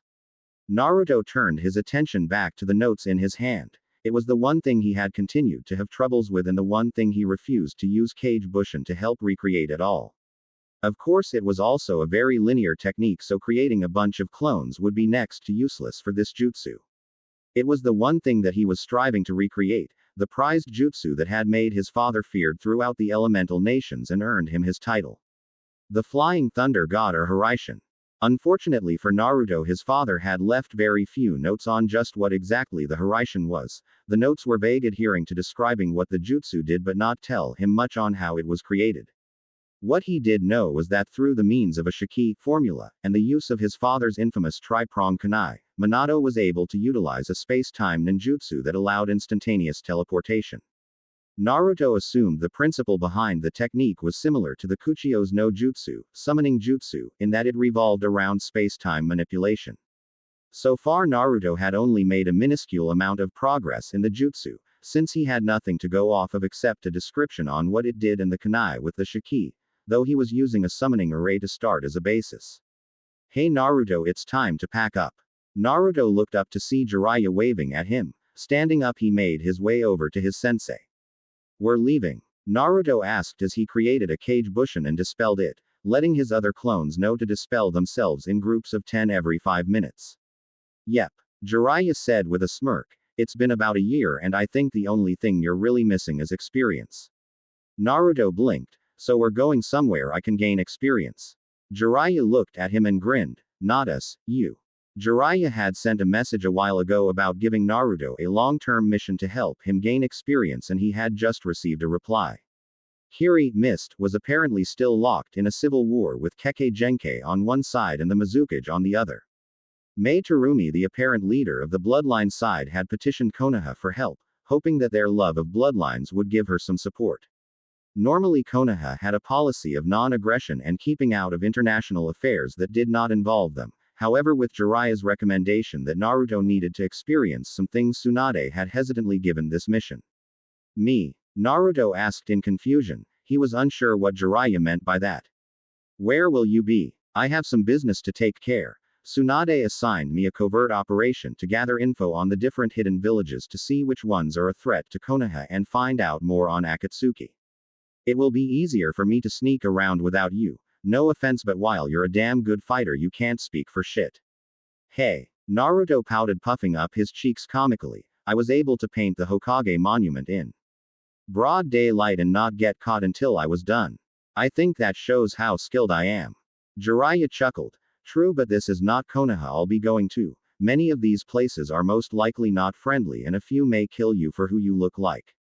Naruto was silent as he thought about that. It was true that he was starting to look more like his father. Each day that passed he grew more and more like the man. No doubt if Iwa or some other country that harbored a grudge against his father were to see him, they would send assassins out. Naruto was not stupid anymore. He knew that while he was strong, at least mid to high Jonin by now, he was far from invincible. He could hold his own well enough against Jiraiya, but even when the man went all out he held back some so as not to kill Naruto. Others would have no such compunction and would no doubt not hesitate to kill him. It was also as the man said, he lacked the experience to make full use of his abilities and that could cost him. So where will I be heading? Naruto asked, having decided this would be a good opportunity to see how well he could do against someone other than Jiraiya. The Toad Sennin gave Naruto a mission scroll. You'll be heading to Kiri, which is currently locked in a civil war. Naruto unrolled the scroll and began to read it while Jiraiya spoke. You will assist the bloodline side until the war is over. The rendezvous point is in the scroll as well as a code word and information about who you will be working with. Naruto nodded as he finished memorizing the information and handed the scroll to Jiraiya, who burnt it with a Kaiden jutsu. I'll contact you via summoning from time to time to see how you are doing and give you any info that I feel you can use. Make sure you stay safe. Okay, Gaki. Jiraiya finished. Naruto nodded. Don't you worry, Ero-sensei, I'll do my best. Naruto readjusted the hood to his cloak as he got off the ship he had gotten passage on. Bringing a hand up to his face, he also made sure his face mask was in place to hide his whisker marks before looking around. The port town he was in had definitely seen better days. The ships that would normally be bustling in and out of the port were almost non-existent, with there only being 1 or 2 ships in the dock. Most of the buildings were run down and had rust staining many different areas, making it obvious they either did not have the resources or the people to maintain appearances. The people were even worse off. As Naruto began to walk to the meeting point, he saw more homeless people in this port than he did when Gato had been terrorizing Nami no Kuni, Wave Country. Many of them were sitting off to the sides of the street, begging for money or food, while others were hidden in back alleys and side streets. What was worse was that Naruto could see whole families who were homeless, little children who were even more malnourished than he had been when trying to scrounge a living in the streets of Konoha. Just the sight of seeing how terrible these people had it and knowing there was nothing he could do to help alleviate their pain right now was heart-rending for the young man. Out of the corner of his eyes, Naruto saw several figures hopping from the roofs. Ninja with the Kurigakure, Hidden Mist, Hidia 8. He took a moment to watch as several patrols passed by, most likely looking for bloodline rebels and/or dissidents. Naruto watched the ninja as they passed, trying to get a feel for their emotional position. Living in the streets, Naruto had picked up the unique ability to detect what others were thinking and feeling to a certain extent, an ability that had saved him from a number of beatings by drunken villagers in the past by allowing him to avoid the more unsavory people who would wish him harm. Many of the faces on the ninjas here were an open book. The blonde was pleased to see that most of them seemed to feel just as bad as he did about the situation. While their faces showed no emotion, their eyes showed too much. It had always been said that the eyes are the gateway to the soul. For people like Naruto, that had never been more true. Their eyes showed guilt and sadness over what was happening here. Small flickers of eye movement as they flicked their eyes over to some of the homeless people showed that they too wanted to help. Naruto knew they most likely couldn't because the Mizukage had more than likely threatened to kill their families. It was strange. Naruto had heard that during the beginning of his reign the Yondaime Mizukage was one of the most compassionate cages. Naruto did not know what would cause him to change so profoundly, however the evidence of the man becoming corrupted was right here for him to see. Naruto did notice a few ninja who seemed to derive some sort of pleasure from watching those around them suffer and assumed they were the more hardliners of the bloodline haters. Naruto stopped walking as his enhanced hearing picked up a stifled sob. Looking around, he noticed a few of the other ninjas seemed to notice as well and looked even more guilty. Channeling chakra into his ears, Naruto was able to make out the sound better. Let's see, judging from the pitch of the voice, it's a female around her mid to late teens. The sobs sounded pained and Naruto could also hear fear in it. Having never been one to stand by when someone was in that much pain, Naruto put more chakra into his ears to locate the source of the sound. Walking into a small alley, Naruto looked around. When he was sure no one was following him, Naruto disappeared in a gentle breeze. Reappearing on the roof, the blonde crouched down and activated one of the few genjutsu he could do. It was more of a genjutsu, ninjutsu hybrid, much like the standard henge that is taught in the academy. Rather than affect the mind of an opponent, it affects the surroundings of the area. Channeling chakra into the oxygen particles in the air, masking and camouflaging the area around Naruto to make it seem as if there is nothing there, making him invisible to all. But the most powerful of cage-level ninjas are those with dujutsu and enhanced senses like those of the Inuzuka clan. It was a technique Naruto had been taught by Ero Sennin, who used whenever he tried to peek on women, though Naruto understood it had many applications in stealth and espionage as well. Making sure he would not be spotted by any of the ninja that were passing on the roofs, Naruto continued on his way towards the sobs, which were now becoming much louder and clearer. Naruto eventually found the source coming from an abandoned warehouse of some kind. There were no ninja that he could see in this area, but he knew that did not mean anything. He looked towards the second-story window, which is where the voice was coming from. Dropping off the building he was on, Naruto quickly moved towards the warehouse. Channeling chakra to his feet, the blonde shinobi walked up the walls to take a peek inside the window. What he saw was something that would haunt and disgust him for a long time to come. Inside was a young woman who couldn't be more than 16 or 17 years of age. She had long dark brown hair which seemed to be the standard hair color in Kiri, and vibrant green eyes. Her skin was a pale milky smooth color, and she had a figure that Naruto had seen on some of the civilian supermodels that Ero Sensei was with on occasion. At least the woman's eyes would have been vibrant if it were not for the fear in them and the tears that were flowing out of them freely. Her skin, which would probably have looked perfect and beautiful, was instead black from multiple large bruises that covered most of it from her neck to her legs. Her face had several welts and bruises, no doubt from being hit and smacked multiple times. The obvious source of this woman's fear and pain was right in front of her, a man who looked to be in his mid-30s. He had a medium height and medium build, with black hair and brown eyes. The man was obviously a Kiri shinobi, since the man was still wearing his Hidia 8 on his head, however everything else was gone.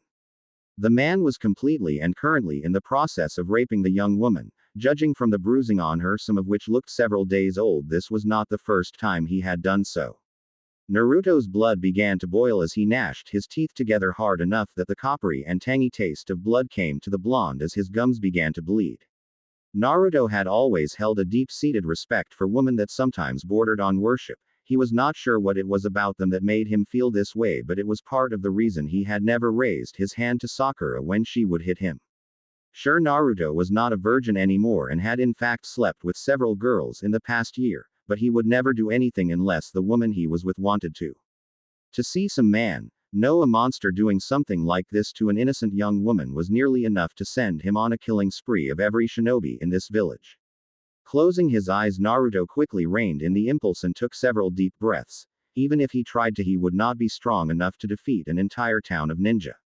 He could not do anything about them right now. He looked into the window. while he may not be able to do anything about this town, but he could at least help this woman.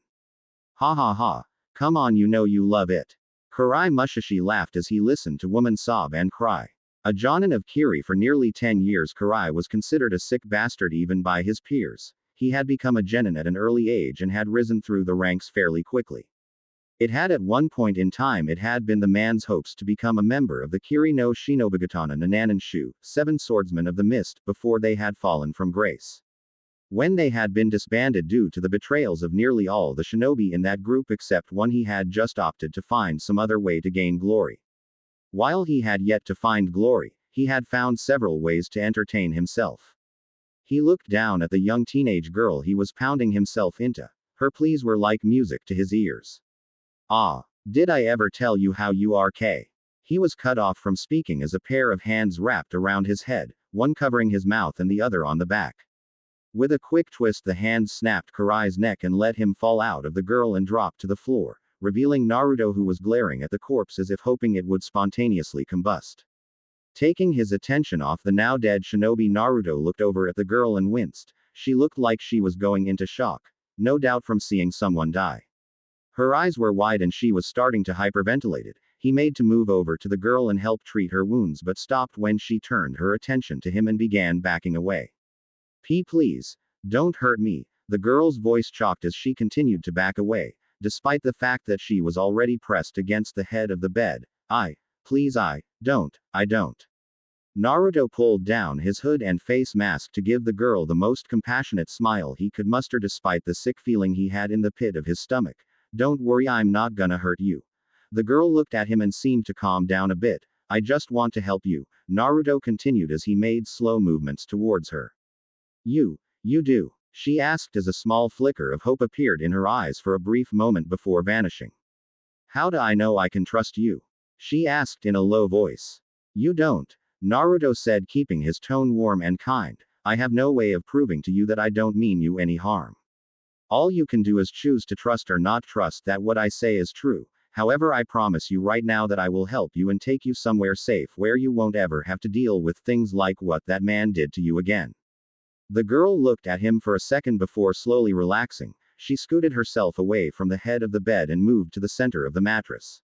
Naruto made slow movements towards her to make sure she did not freak out before sitting at the edge of the bed next to her. I'm going to take out a scroll containing medical supplies to heal you, is that okay? Naruto asked. He received a cautious nod and slowly reached into his pouch, which had several containment seals that were used to hold his various ninja tools.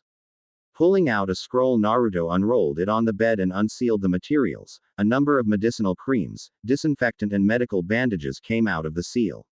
Naruto had long since realized that he would never be able to use medical jutsu, not just because he was always constantly battling to keep his control at the level it was at due to the constant increase in his reserves, but also because his chakra had traces of the kyubis in it. While the minuscule amounts did nothing to him since he has had the fox since birth, they were incredibly toxic to others. Still, that did not mean that he would not do the best he could to make up for his deficiency in this area by becoming adept at the creation of healing ointments and herbology. Naruto picked up one of the tubes containing one of his own personal creations. To make up for his lack of being unable to use healing jutsu, Naruto had long since decided to try and make a healing cream based off of his own abilities of regeneration. Naruto had always known that he healed quickly. Wounds that would take weeks for others to heal were gone in hours, and ones that took months to heal disappeared within a day. Naruto knew this was due to Kyuubi and the seal on his stomach, which channeled the fox's chakra into his body at a constant rate.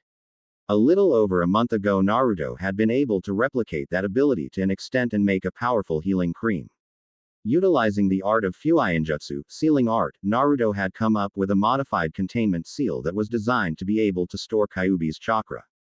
With the use of several powerful purification seals that were designed based off the ones on the Shikifuin, Naruto was able to purify Kyuubi's chakra to the point that it was no longer poisonous to humans. Of course, because of the potency of the chakra, it still had to be given in low doses. Lethal wounds like being impaled or broken bones could not be healed with the maximum amount that could be used on a person, which was about the amount of chakra used to make a standard Bushin jutsu. But wounds like bruises and small scrapes and cuts were an easy fix for the ointment which had the chakra that was stored in the seal mixed into it. I need you lie down while I apply some healing cream to your bruises, can you do that? Naruto asked in a calming voice. The woman nodded and laid herself down on her back as Naruto uncorked the lid to his ointment. Dabbing a little on his fingers, he lightly rubbed them together so the chakra in the cream would activate. He began to gently rub the medical cream on the girl's stomach, which was the area with the most bruising. The young woman hissed in a bit of pain before the healing effects kicked in, causing her to relax. In a few minutes, the large black bruise that had been on her abdomen was gone. Naruto continued applying the cream to the various bruises before moving on to the cuts, using a disinfectant before using the cream. When it was done, the blonde wrapped the larger cuts in bandages, making sure all the wrappings were secured and covered as he allowed himself to feel a small amount of pride. If he were honest with himself, he had far more respect for healers like Tsunade Ba-chan, rather than warriors like himself. After all, it was easy to take a life and far harder to save a life. Can you stand? Naruto asked as he held out his hand to the young girl. She hesitated for a moment before taking it and standing. The young woman let out a yelp of pain as she began to fall. Naruto wrapped an arm around her waist and gently lifted her up while being careful not to touch her bandaged areas. Naruto sighed. Her legs were probably broken. Would you like me to carry you? The woman looked at him and bit her lip. It was obvious she still had a distrust of him because of what that Kiri shinobi did, not that Naruto could blame her.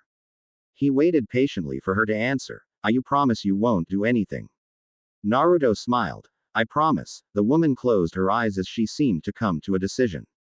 When she gave a nod of assent, Naruto reached into his pouch. Channeling chakra into one of the seals, he pulled out a large cloak, wrapping it around her to cover her modesty.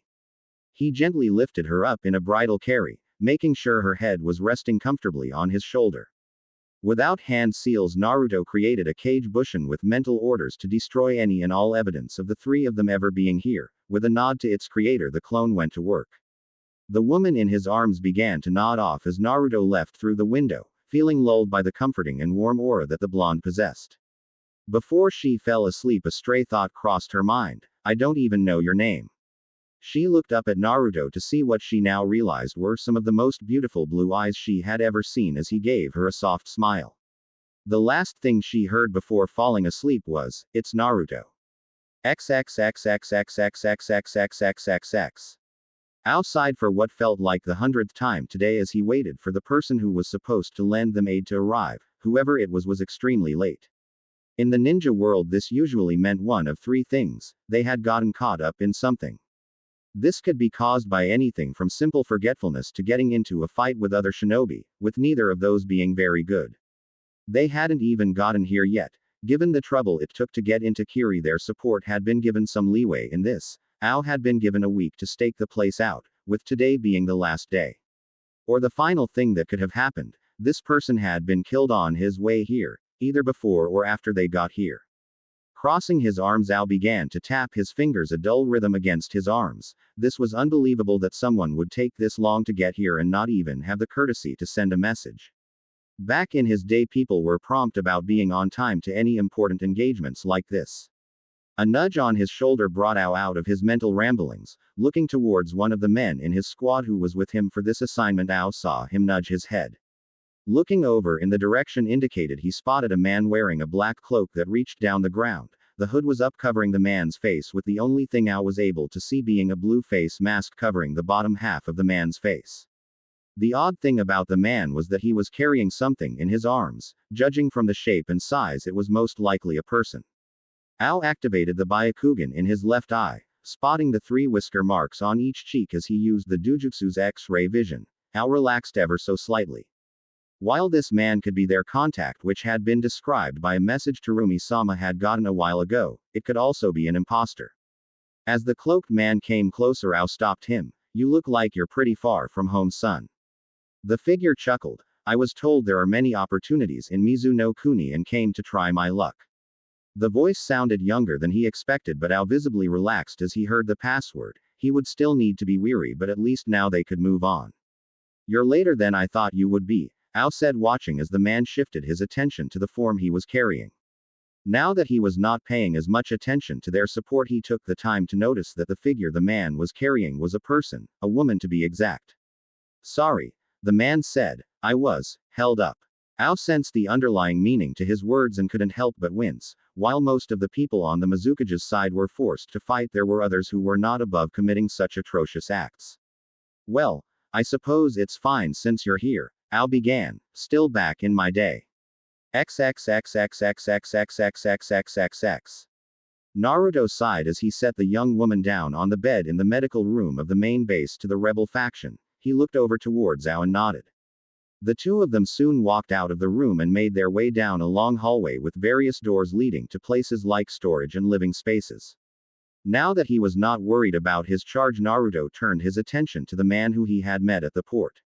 Ao was a middle-aged man with a patch over his right eye and talismans in his ear with the kanji for Shoukatamwa to hear on both sides.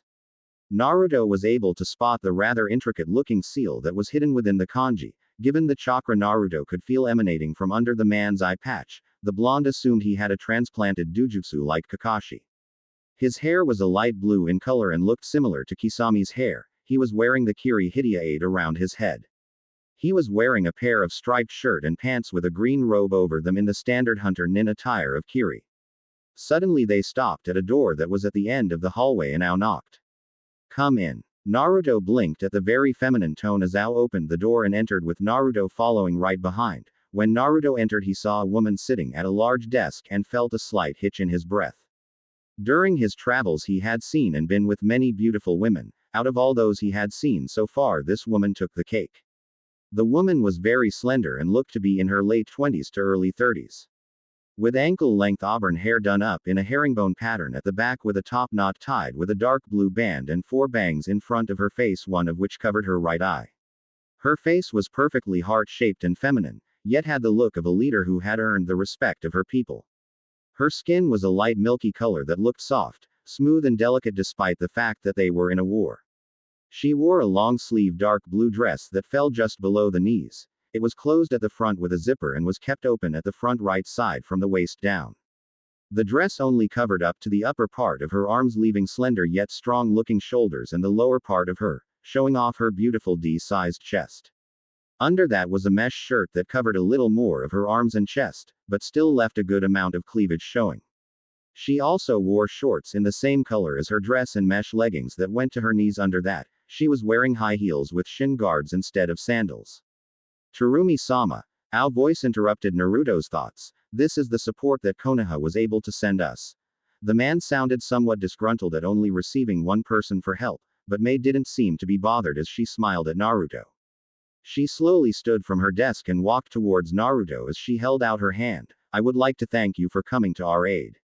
In all honesty, I had not expected to receive much help, if any at all, mister. She trailed off, obviously fishing for a name. Naruto, the blonde said with a smile towards the busty red-headed woman as he shook her hand. It's a pleasure to meet you, Mei-san. Naruto paused when he noticed Mei looking up and down his form and couldn't help but grin. I take it you approve of what you see. Naruto felt Ao as well as the two Anbu who were in the room stiffen and glare at him, but Mei seemed to ignore it as she favored him with another smile. I'll tell you, if you let me know what you think of me. That seemed to throw the others in the room through a loop. Naruto chuckled. Let's put it this way, if ever there was a goddess walking this earth, I have no doubt that I've just found her. Mei, to her credit, only took a light tint of pink to her cheeks as she gave him a favoring grin. Then you can assume I approve of what I see. She took one last eyeful of him before putting on her business face. As much as I would love to continue this banter with you, I need to tell you what our situation is and see if I can't give you your first mission. Naruto nodded as his face instantly became blank. I am at your disposal, Mei-san. XXXXXXXXXXXXX. Takane Nobata was a middle-aged man with long black hair and coal-black eyes, wearing the standard garb of a Kiri Chunin. At the age of 11 he had graduated the academy, killing off the person he had spent his entire time with there, as was the standard graduation exam before the graduation was changed thanks to Zabuza. Over the years he kept average stats, with an average number of missions. He became a Chunin after his 6th try in Iwa and continued on to become an average ninja. When the Bloodline Wars started he had stayed with the Mizukage. While he did not really care about the sides or killing bloodline bearers, he was loyal and would not betray the Mizukage. Altogether, there was nothing special about him. He was a fairly average person. It was that average status that had gotten him and his team killed. His team, which had been comprised of 2 genin, 1 jonin, and himself, had been tasked with raiding various towns alongside a group of bandits. While he had not liked what they were doing, he had no choice, and it was an easy task. They would let the bandits do all the work and then take their share for allowing it. If the bandits tried to resist, it was their job to kill them and find another group to steal money for them. The group he was with had gone to one of the rendezvous points to collect their pay, only to find out too late that it was an ambush and the bloodline users had disguised themselves and set several traps. Takane had been killed after an hour of torture, giving any and all information he had on himself and whatever he knew about the Mizukage's forces. After they had gotten the information they needed out of him and the Kiri Jonin, he had been killed. Naruto, using Shinsei Henge, True Transformation, a jutsu he had created using his SS class Kinjutsu, Forbidden Jutsu, the Oroki no Jutsu, Sexy Jutsu, he had created a true transformation. Unlike the standard henge of the academy, which is considered by some to be a ninjutsu, genjutsu hybrid that creates an illusion over one's form and could easily be dispelled. The Shinsei henge was a true physical transformation. Rather than applying a layer of chakra over the body to create an illusion, this creates a real physical body. Naruto staggered as he made his way up to the main gates of the large base for one of the Mizukage's forces, holding his side, which was bleeding, as his breath came out in haggard gasps. As he got to the gate, the shinobi in the watchtower spotted him and called down to 2 shinobi who were standing guard inside the gate, which began to open with a creak as one of the guards went to get the commander while the other came out of the gate and walked in front of him just as he began to stumble. "What happened to you?" the man asked as he slung Takane's arm over his shoulder and helped him up. "Be bloodline rebels," Takane gasped out, using a bit of wind chakra to cut up his gums, making it look like he had blood coming up from his throat. The commander of the base came just as Takane started explaining. "We were attacked by the bloodline users." Takane bent his head down as he coughed up some blood, mentally applauding himself for his good performance. "How did you escape?" asked the commander, who was looking at him in suspicion. "I managed to fall into our river." Naruto's head began to bob. "Guess they thought I was dead." Letting his eyes close, Takane feigned unconscious as the commander looked him over for a moment. "Get this man to medical. I want him up and about to give a report by tomorrow," the commander ordered as the one who was carrying him and someone else came up on his other side and grabbed his other arm. As they dragged him through the base, they did not notice the small smile on Takane's face. XXXXXXXXXXXXX. "All right, ease in," Ao said as he observed the front gates come to a close. "Now we just need to wait for him to open the gates and we'll begin our mission." This would be one of the first times they actually destroyed an enemy base. They had done many raids on ninja teams and caravans before.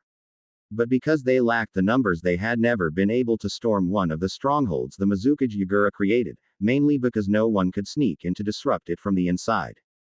Henge did not work on the more talented of Jonin, and Yugura had created these bases to be impenetrable from the outside. There were a total of 15 guard towers that were designed to spot enemy ambushes long before they ever got within 100 meters of the place.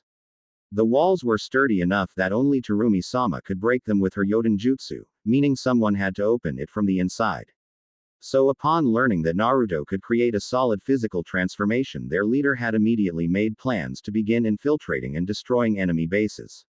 They had gotten what intelligence they could, finding out where one of the bases was through capturing a few ninja who were working with bandits and interrogating them.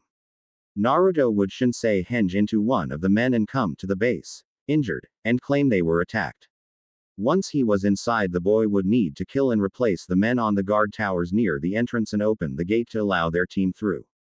They would then proceed to capture the commander and take him back to base where he could be thoroughly interrogated. However, this was also a two-point mission for Ao, who was mainly here for the purpose of finding out how skilled the young man who had come here was.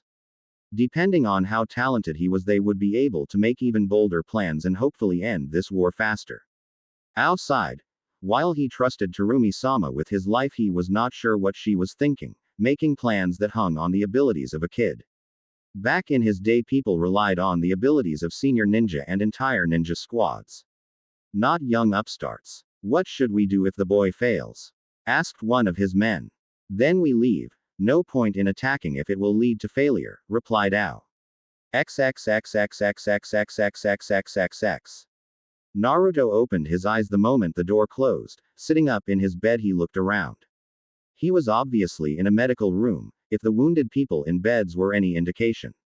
They had gotten rid of his clothes, and given him a standard patient's garb, basically just a white smock.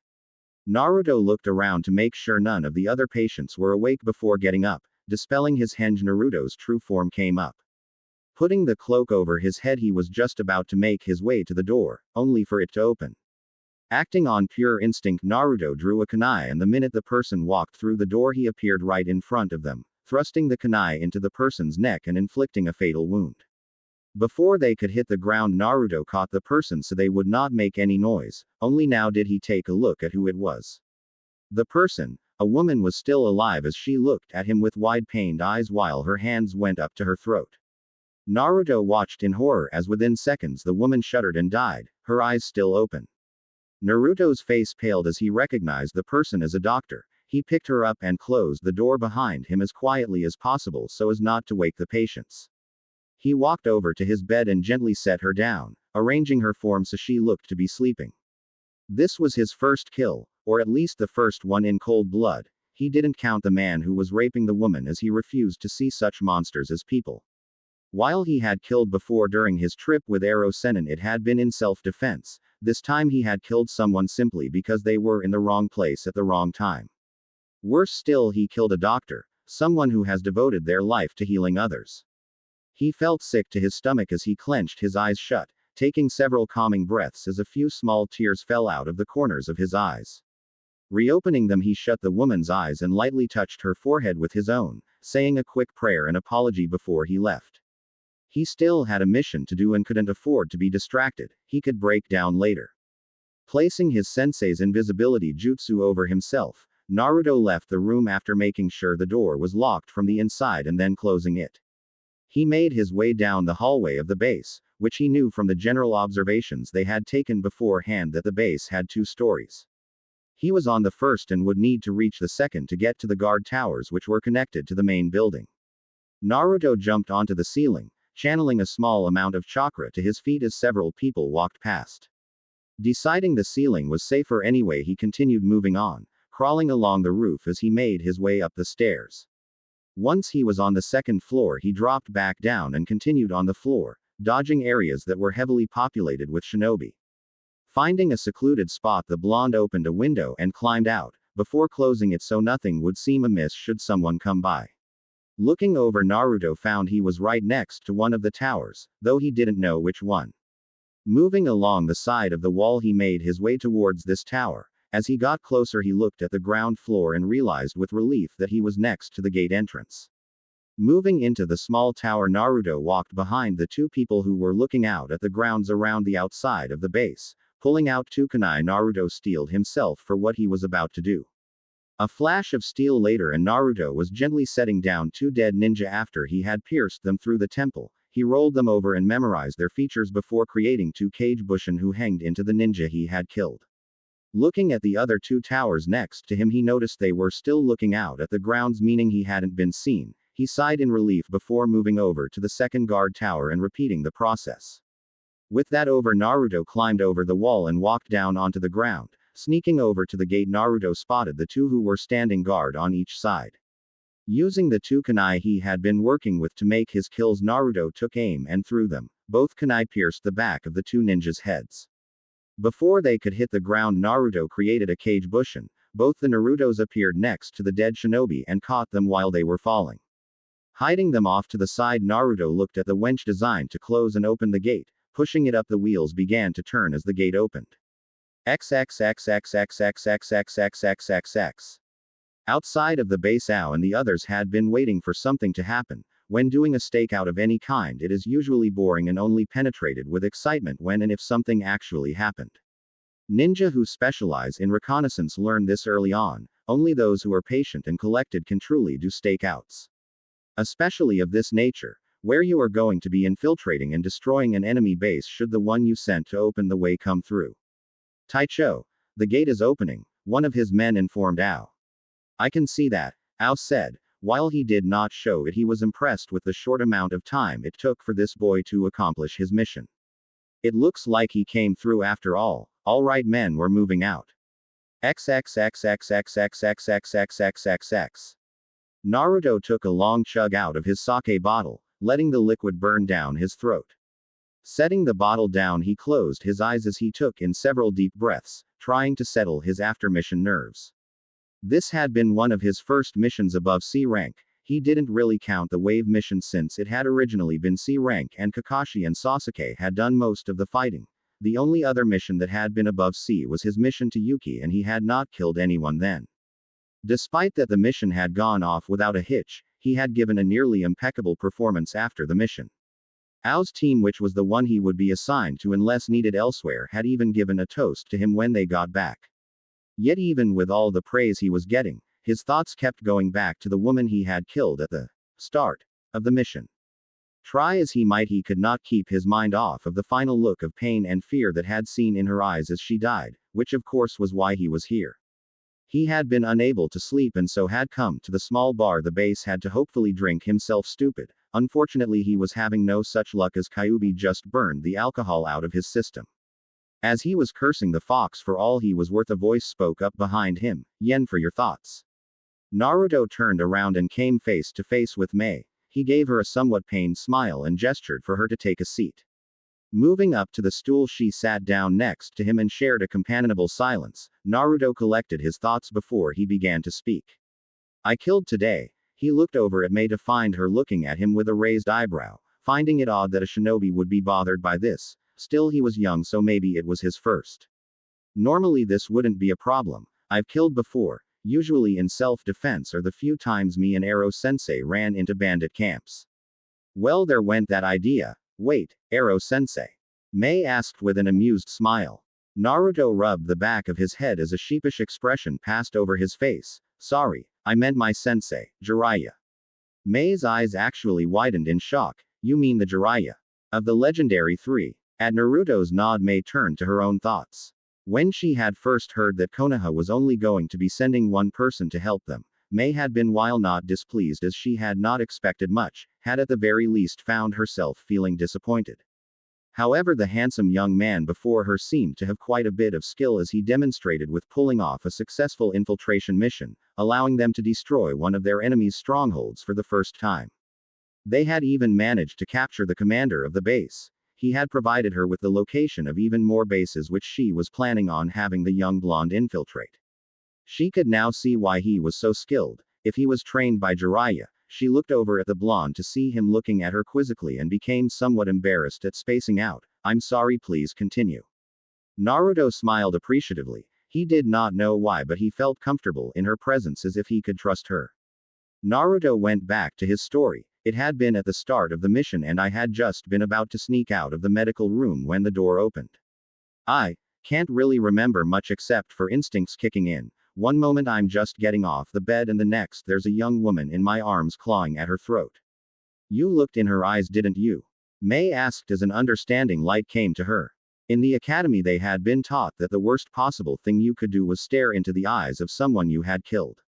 It had caused many problems for young genin who became plagued with nightmares about their first kills, many of which had to quit being a shinobi because they had become mentally unstable. It had been why the original graduation exam in Kiri had been to kill the person closest to you. They felt that if you could do that, then killing some random person would be nothing. Naruto nodded. Yes, I had looked into her eyes and watched her die, saw the helpless and pained expression on her face. Naruto quickly wiped away a stray tear, hoping Mei wouldn't notice. She had but decided to just file it away for later. But that's not even the worst of it. I killed a doctor, someone whose purpose in life was to heal others. While they do have some minor combat training, they never take a life unless they have to. People like us, he gestured to himself and Mei, were killers. Our whole purpose revolves around causing more death than our enemy. Naruto paused. I've never really liked killing. In truth, when I first thought about what I wanted to be, my first choice was a doctor. Why didn't you become one? Mei asked in curiosity. A doctor was on the complete opposite end of the career spectrum. Honestly, Naruto sighed, I have no idea why or even when I had changed my mind. Wouldn't have mattered anyway. From the moment I was born, I was chosen to be a ninja by factors outside of my life. Both of my parents were ninja, extremely powerful in their own right, that was part of the truth. But the biggest reason was because of Kyuubi. Even if he had been given a choice, there was no other profession he could have chosen because of that rather small detail. So, you became a ninja because of your parents? Mei asked. Partially. Naruto looked at her. I actually didn't even know who my parents were until a few months ago. But the Sandaime knew them. He would always tell me great stories about how my parents were such noble people who fought to protect their home. Of course, I had no clue he was talking about them at the time. Sounds like he manipulated you. Mei scowled. She had never liked people who would manipulate an innocent child. It sounded like something Yugura would do so he could get a powerful pawn under his sway. Yes, I'm pretty sure that whether he knew it or not, he was indeed manipulating me to become a shinobi. Though I would never blame him for that. He was the Hokage after all, so I assume he was mainly telling me of his own feelings. Naruto took another swig of sake. I'm not well liked in my village, so this was really the only option I had available anyway. Naruto blinked in surprise. Why did he just tell her that? This was only the second time he had even talked with her. It's not like they were close or anything. He couldn't blame it on the sake since he was unable to get inebriated. Perhaps it was the aura she gave off. Maybe her comforting presence. Or perhaps it was some other factor he had yet to deduce. He looked over at Mei, who seemed to be interested in that comment. Deciding there was no harm in letting her know a little more, he started again.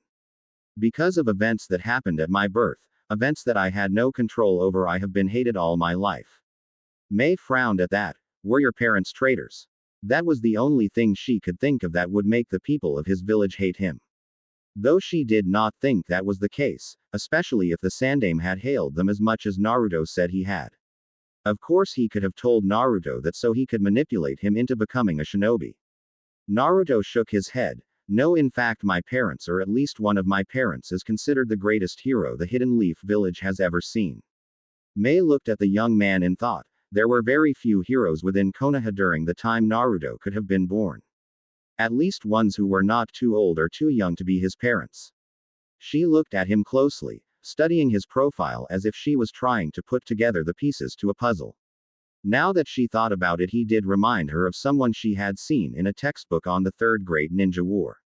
The man who had been hailed as the one to end that war with a single jutsu that had become so feared she doubted even Yugura would have fought him. An image came to her mind and a name clicked. She felt her eyes widened as she finally realized who his parents were, or rather who his father was. I see you figured it out, Naruto said as he saw the recognition in her eyes. I would appreciate it if you didn't tell anyone of my parentage, at least not yet. I can do that, Mei said after a bit of thought. He was, after all, he was trusting her with what had to be a fairly large secret. She knew it would cause a lot of problems not just for him but for her as well if word about Naruto's heritage got out. No doubt Iwa would be more than willing to join in the bloodline wars if they thought they could kill the son of the Kuroi Senku. Thanks, Naruto said with a small smile. Mei returned it as she looked at him. So why don't you continue your story? There's really nothing more to tell, Naruto said with a sigh. I killed someone who I feel didn't deserve to die. Sure, she may have been the enemy, but people who can heal are some of the only people I really respect. It takes little effort to kill. However, to heal takes a lot of work, time, effort and sweat. I think I understand, Mei said, and in truth she did. While Mei did not quite have Naruto's perspective, she could understand his thoughts and feelings on this kind of subject. Still, don't you feel better knowing that the people you care about are safe because you're fighting? Naruto chuckled. That's the only reason I'm still a shinobi. If I didn't have my precious people to protect, there would be no way I would still be in this business. Mei smiled at the man who was quickly becoming something of an enigma to her. From just the little conversations she had had with him since he came here, she found herself intrigued.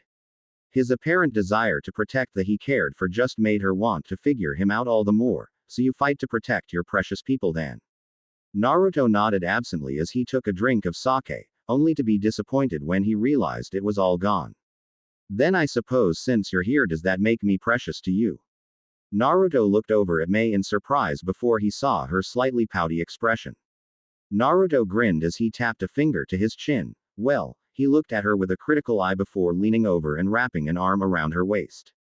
I suppose so. That is if you make me one of your precious people, he finished in a husky whisper.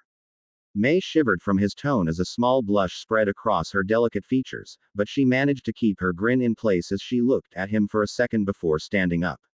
I guess I could make you one of my precious people, Mei said using Naruto's term as she winked at him.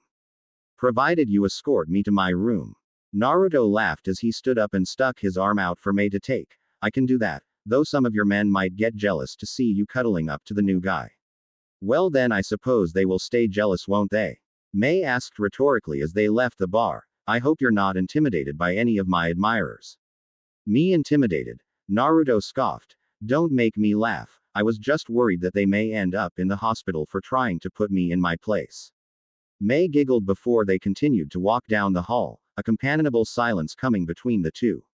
True to Naruto's prediction, he did draw several angry glares from almost all of the men who were also in the hall, no doubt wondering how the new guy was so close to their leader when he had only been here for a few days. What Naruto had not expected was some of the women who actually glared at Mei. Naruto had not been here long enough to be really known, and he had not met any of these women even in passing. He wondered if they simply thought she was degrading herself by getting so close to someone after only a few days of their first meeting. It's because they're jealous. Huh? Naruto asked in a somewhat dumb tone as he turned to look at Mei. Mei covered her mouth with her free hand as she giggled. Word of how you rescued a woman from being raped apparently spread through the base soon after you arrived. It seems that your good deed made you quite popular. But they don't even know me. Naruto said, blinking before realizing what was going on. I can't believe, I didn't think I would see fangirls in the middle of a war. This comment caused Mei to laugh outright, causing the people around the two to become startled. Mei's laugh calmed down and became an occasional small giggle. Well, to be honest, I didn't expect it either, but there you have it, she said as she made a casual gesture to a few of the girls around her. I suppose so, Naruto said as they once again continued in silence. A few moments later they were at Mei's door. Mei turned around and gave him an alluring smile. Thank you for escorting me, kind sir.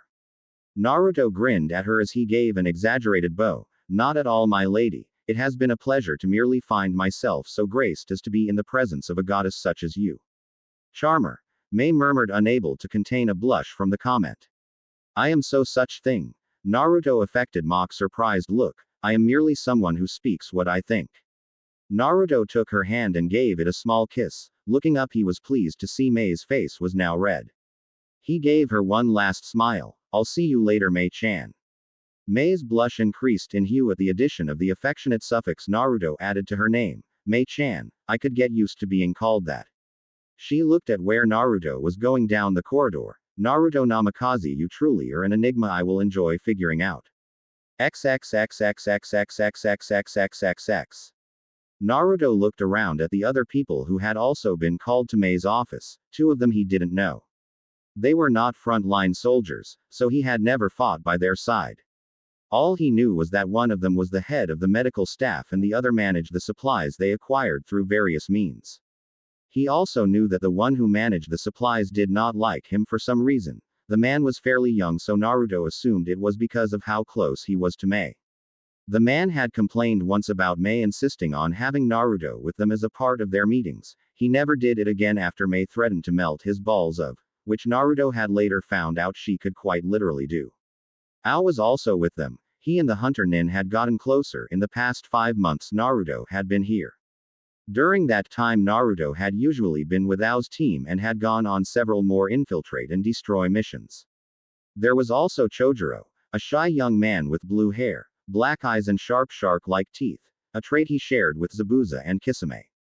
He wore black-rimmed glasses that were connected to a set of headphones. He was wearing a blue striped shirt with camouflage pants, while his Hidia 8 was worn across his chest. He carried a large sword on his back called Haramakare, which was wrapped in bandages much like Kisame did with his sword. Naruto had met and teamed up with him during one of his missions. They got along well enough. Naruto had found out that despite being a member of the Kiri no Shinobigatana Nananan Shu, Chojuro was extremely shy and underconfident. Though he had noticed the man seemed to find the courage to glare at him whenever Mei was on Naruto's arm and flirting with him. Naruto looked back at Mei, who had an apprehensive look on her face. Naruto was not sure why this meeting had been called, since they met every week on Wednesdays to hear reports and plan. All Naruto knew was that it was apparently important, most likely new intel that could spell trouble for the rebels. As you all know, we have recently dealt several harsh blows to the Mizukage's forces. Mei started catching the attention of the people in the room. That was true enough. In the past 5 months they had managed to destroy 10 enemy strongholds, cutting off valuable trade routes and isolating enemy forces, allowing the bloodline side to pick them off. After that first mission Naruto had been on, they had continued to use the infiltration tactic with great success. While Naruto would not claim credit for being the reason their missions were so successful, he was glad to know that he was helping bring this violent war to a close.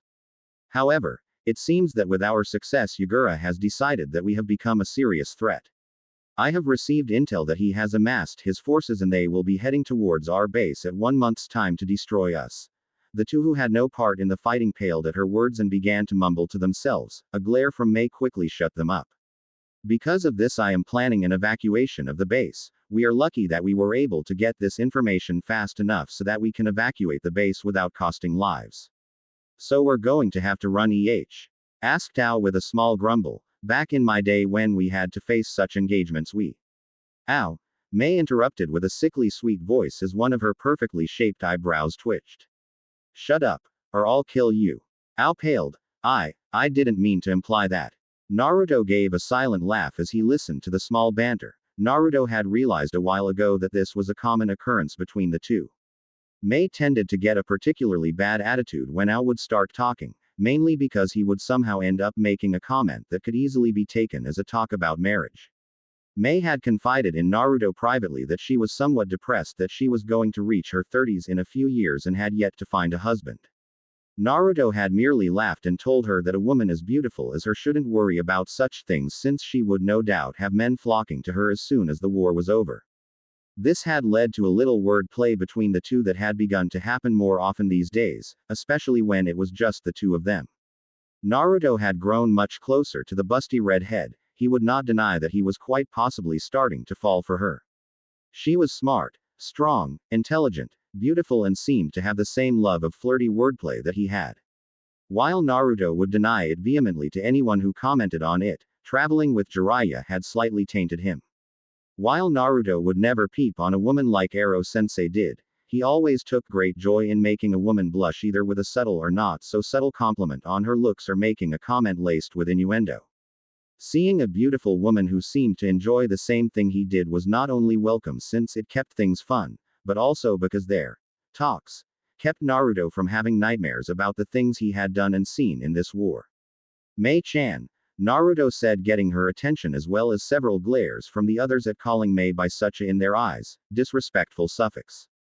Yes, Naruto-kun, Mei asked, not caring to look at the shocked and jealous looks the two received. Honestly, she had figured these people would have been used to it by now. I don't think there is any need to evacuate. In fact, this could be where we end the war. Naruto's statement caused several shocked looks all around. It was extremely bold to claim that they could end the war right now. Despite numerous recent victories and cutting down about 1/3 of Yugura's forces, they were still outnumbered 3-1.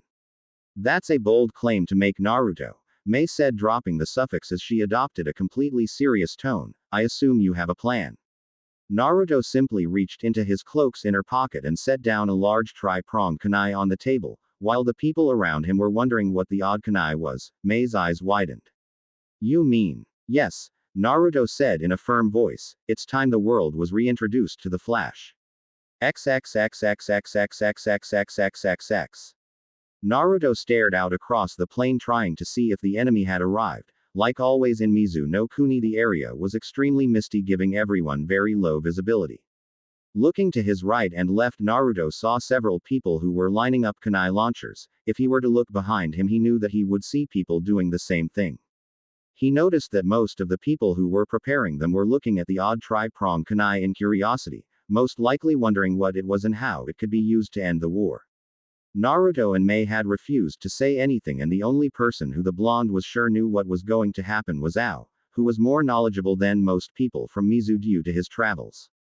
Because of how isolated Mizu no Kuni was, most people who lived there did not have much information about the world outside their country. All these people knew was that their job was to launch the kunai. Are you sure you want to go through with this? Naruto smiled as he closed his eyes. He had known she was there for a while now, having gotten used to her presence.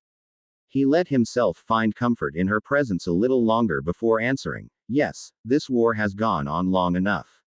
Naruto turned around to face the busty red head and gave her a smile. It would be selfish of me to not use one of my abilities just so my secret can remain secret. Mei gave Naruto a smile. Despite the war he had been through, Naruto still maintained a strong sense of right and wrong. She did not know when it happened, but sometime along the line Naruto had made it his personal goal to end the bloodshed in Kiri. Perhaps it had always been there and that was why she had not seen it. Maybe when he first came here and saw how bad life was here that he decided to help. She couldn't be sure, and if she were honest with herself she didn't care. Just knowing that this young man who had quite literally turned the tide in the war was with her was enough. Thank you, she said in a voice so low that even Naruto's enhanced hearing almost caused him to miss it. Naruto tilted her head up to his. In the last few months Naruto had hit a growth spurt and was now at a height of 5 feet 9 inches, about a head taller than Mei. You don't need to thank me. Even if Konoha told me to return right now I would stay and help you finish this. Mei's small smile turned into a sultry grin as she closed the distance between them. Such heroic nature deserves a suitable reward, don't you think? She began to draw circles on his clothing, which was missing the typical hooded cloak he usually wore while on missions, allowing Mei to feel the rock-hard muscles the young man was packing. Naruto smirked, opting to be more bold than usual as he put an arm around her waist and pulled her into a one-armed embrace, making the two of them meld together. If you insist, Naruto said, turning his voice into a husky growl. I remember reading that Mizu had some nice hot springs. Perhaps the two of us can see if that's still true. My, aren't you bold, Naruto-kun? Mei said, holding a hand to her face to hide the blush that had spread to her cheeks. I can't believe this. We're going into battle and you are making banter with each other. Both Naruto and Mei turned to Ao with deadpan expression. Why, back in my day when we were going to fight we would. Ow. The two said in eerie unison. There was an odd shadow covering their faces, making it so that Ao could not see their eyes. Shut up, or we'll kill you.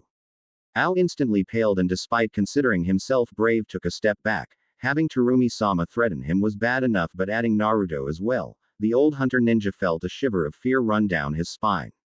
Well, I just wanted to tell you that the ETA for the enemy is 30 minutes and I'll just leave you two now. Thank you. You may go back to your post, Mei said, adopting her leader voice. Ao quickly bowed and walked away, hoping he could make it as far away from those two as possible and hopefully not see them until the end of this battle.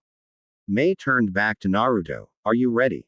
Naruto nodded. Yes. Mei nodded before looking at the ground for a second, nodding her head as if she were coming to an important decision. Mei looked back at Naruto. Leaning on her toes, she gave him a small kiss on the cheek, leaving a light blue imprint of her lipstick on him. Naruto's eyes widened for a second as he brought up a hand to his cheek. This time he was the one who found himself becoming red, which only made the blue lip imprint Mei left stand out more. That was for luck, Mei told him with a heartfelt smile, and to make sure you come back. Naruto's face slowly turned back to its natural tan color as he grinned. Do I get another if I make it back alive? Mei struck up a thinking pose. If you make it back alive, I'll give you something even better. Perhaps that trip to the hot spring you wanted. Deciding to leave their conversation on a light note, Mei gave him a wink and walked off. Naruto turned back to look at the preparations with a large grin on his face. Despite knowing he was going to be forced to kill today, that kiss had made his day. He channeled some chakra to his eyes to give himself some slightly enhanced vision in the hopes of clearing the thick mist. He sighed when he couldn't pierce through the mist, meaning it would be a waiting game until they came within range of his vision. He took slow breaths as he remained calm. In all honesty, had no clue if he could pull this off. This would be the first time he used the Hiraishin in battle, but he had spent several days getting used to the feel of using the space-time jutsu. So with some luck or perhaps Kami on their side, he would hopefully be able to pull it off and defeat the enemies that were now coming for the Bloodline rebels. It was about 10 minutes later that he saw the first troops trying to race across the field as quickly as possible, for a shinobi open war combat was the most dangerous kind. Unlike samurai who rely on their swords and charging the enemy's head first into battle, ninja used large-scale ninjutsu and other powerful techniques and weapons like explosive notes that were designed to take out a large amount of enemies at once. This meant that combat in any kind of open space was extremely dangerous. On the few occasions that moving in an open field couldn't be helped, it was always the best option to try to cross it as fast as possible. It would do little good here. Enemy forces are approaching. Ready the kunai. Naruto yelled out his order. The people around Naruto instantly obeyed without question or hesitation. While he was not their leader and technically not even a member of their forces, they felt inclined to listen to him. During the 6 months of constant war, Naruto had gained a charismatic presence that added to his ability to make people listen to and believe in him. Once the kunai were ready, Naruto gave the signal. Fire! XXXXXXXXXXXXX.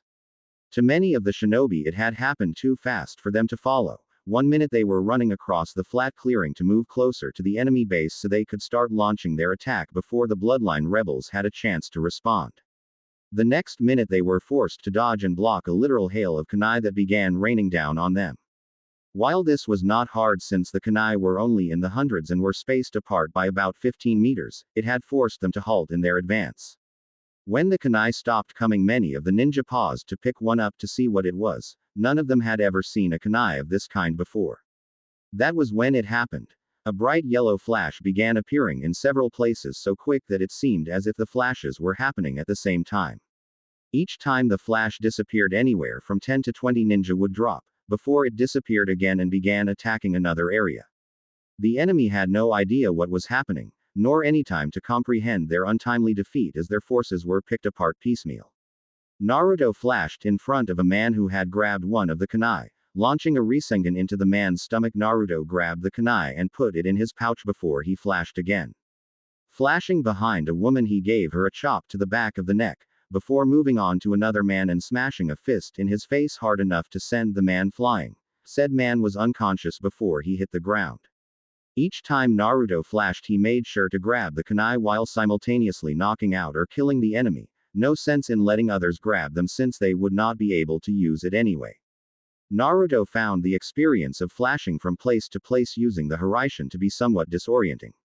No one but Minato and now Naruto truly knew how the jutsu worked or what it did. When in what Naruto was beginning to call the flash, it slowed down one's perception of time, allowing them to make decisions in mere milliseconds, making it an extremely powerful technique.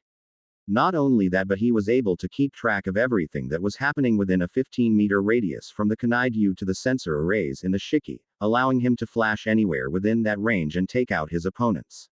However, it also had its drawbacks. The jutsu took a toll on the body as it was not meant to do this, as well as the information from the kunai that could overload his mind if he was not careful.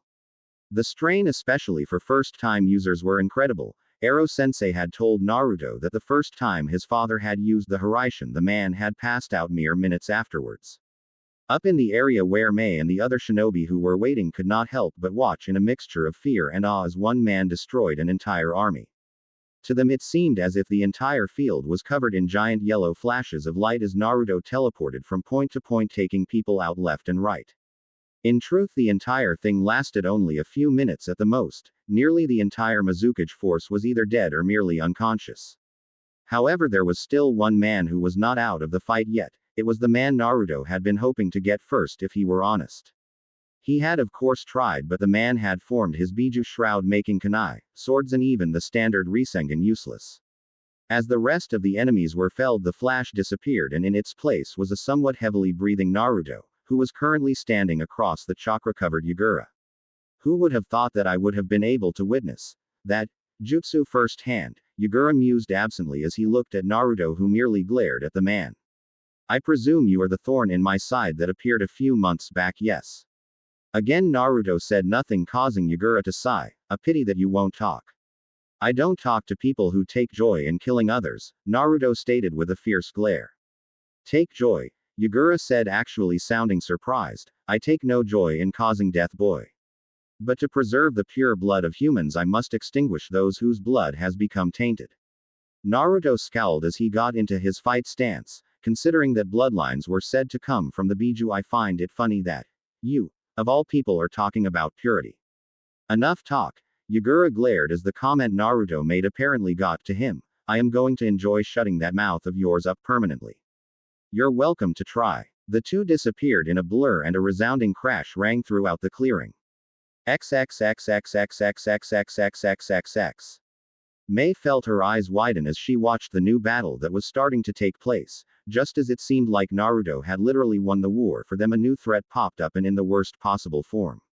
The intelligence had received had not mentioned anything about Yugura actually coming to the battlefield himself, though in hindsight she supposed it made sense if most of his forces were going into battle.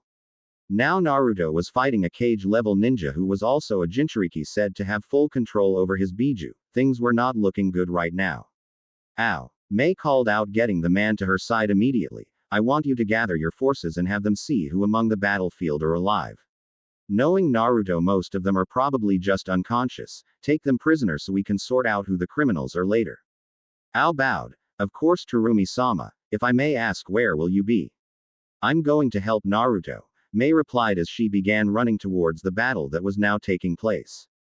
XXXXXXXXXXXXX. Naruto grunted as he took a hit that felt like it shattered his entire rib cage. He had in all honesty never felt someone hit that hard. Of course he had only ever fought one other Jinchuriki before, but all Gaara had been able to do was turn into a giant tanuki. Naruto flipped on his feet and began going through several hand signs. Raiden. Gion. Lightning release. False darkness. A large blast of lightning shot out of Naruto's mouth and tore through the landscape as it headed for Yugura. The attack hit dead on and Naruto waited for the dust to clear before making his next move. When it did, Naruto cursed at not even seeing a scratch on the man. Apparently when one had full control over their Biju as displayed here, it came with some serious advantages. Yugura came at Naruto again, getting in front of him faster than most people could blink and aiming a punch with enough power that it would take off the blonde's head. Fortunately Naruto had trained extensively to fight at high speeds and dodged the blow, tilting his head to the side as he crouched down. A Rasengan appeared in both his hands before he shoved them into the Mizukage's stomach and chest. It seemed to have an effect as Naruto was able to put more chakra into it than when he used the Hiraishin. A scream tore itself through the cloaked Sanbi Jinchuriki's throat as his stomach and chest muscles were partly torn away before he was sent flying. The man managed to flip onto his feet and looked up at Naruto with a snarl. Naruto grimaced at seeing the man's muscles and flesh almost finished healing. He wondered if this was what it felt like for others when he just healed any injury he received. Oh, I can just tell. This is going to be fun. The three tails that waved themselves behind Yugura suddenly came up to the front as the man opened his mouth, large amounts of concentrated chakra forming between the tails. Naruto was curious for a moment, wondering what Yugura was doing. That amount of demonic chakra would kill anyone, even him. The Mizukage swallowed the condensed matter of chakra, becoming extremely heavy and causing the earth he was standing on to shatter. Sanbaiko Amari. Three tails menacing ball. Quote exclamation mark quote. Naruto swore as a large blast of pure energy was launched at him. Naruto threw one of the Hiraishin kunai he had been sure to gather as he fought. Just as the attack was about to hit, Naruto flashed out of the way, catching the kunai before he landed on the ground. Naruto looked to where he had been. The attack had been and saw that it had torn a 50-foot diameter trench through the spot, and it looked like it continued on for miles. Naruto was glad that he had been on the opposite side of the rebels, or they would have been annihilated. I'm beginning to hate that jutsu. Naruto turned to see Yugura glaring at him. Not deigning to speak, Naruto got into his fighting stance again. Yugura chuckled before coming at him full force. Channeling Kyuubi's chakra into his fist, Naruto began to meet the man blow for blow as the fight continued. Unfortunately, Yugura could use more tails than Naruto, who could only use one, and the punches were beginning to hurt. However, there was really not that much that Naruto could do. Jutsu were for the most part useless. The only thing that worked was the Rasengan, and Naruto, while not having used a lot of chakra, would not be able to make many more. The strain of using the Hiraishin so much today without being well trained in it had taken a large toll on his body. Naruto ducked under a swipe sent his way, before being forced to twist himself out of the path of one of the man's tails.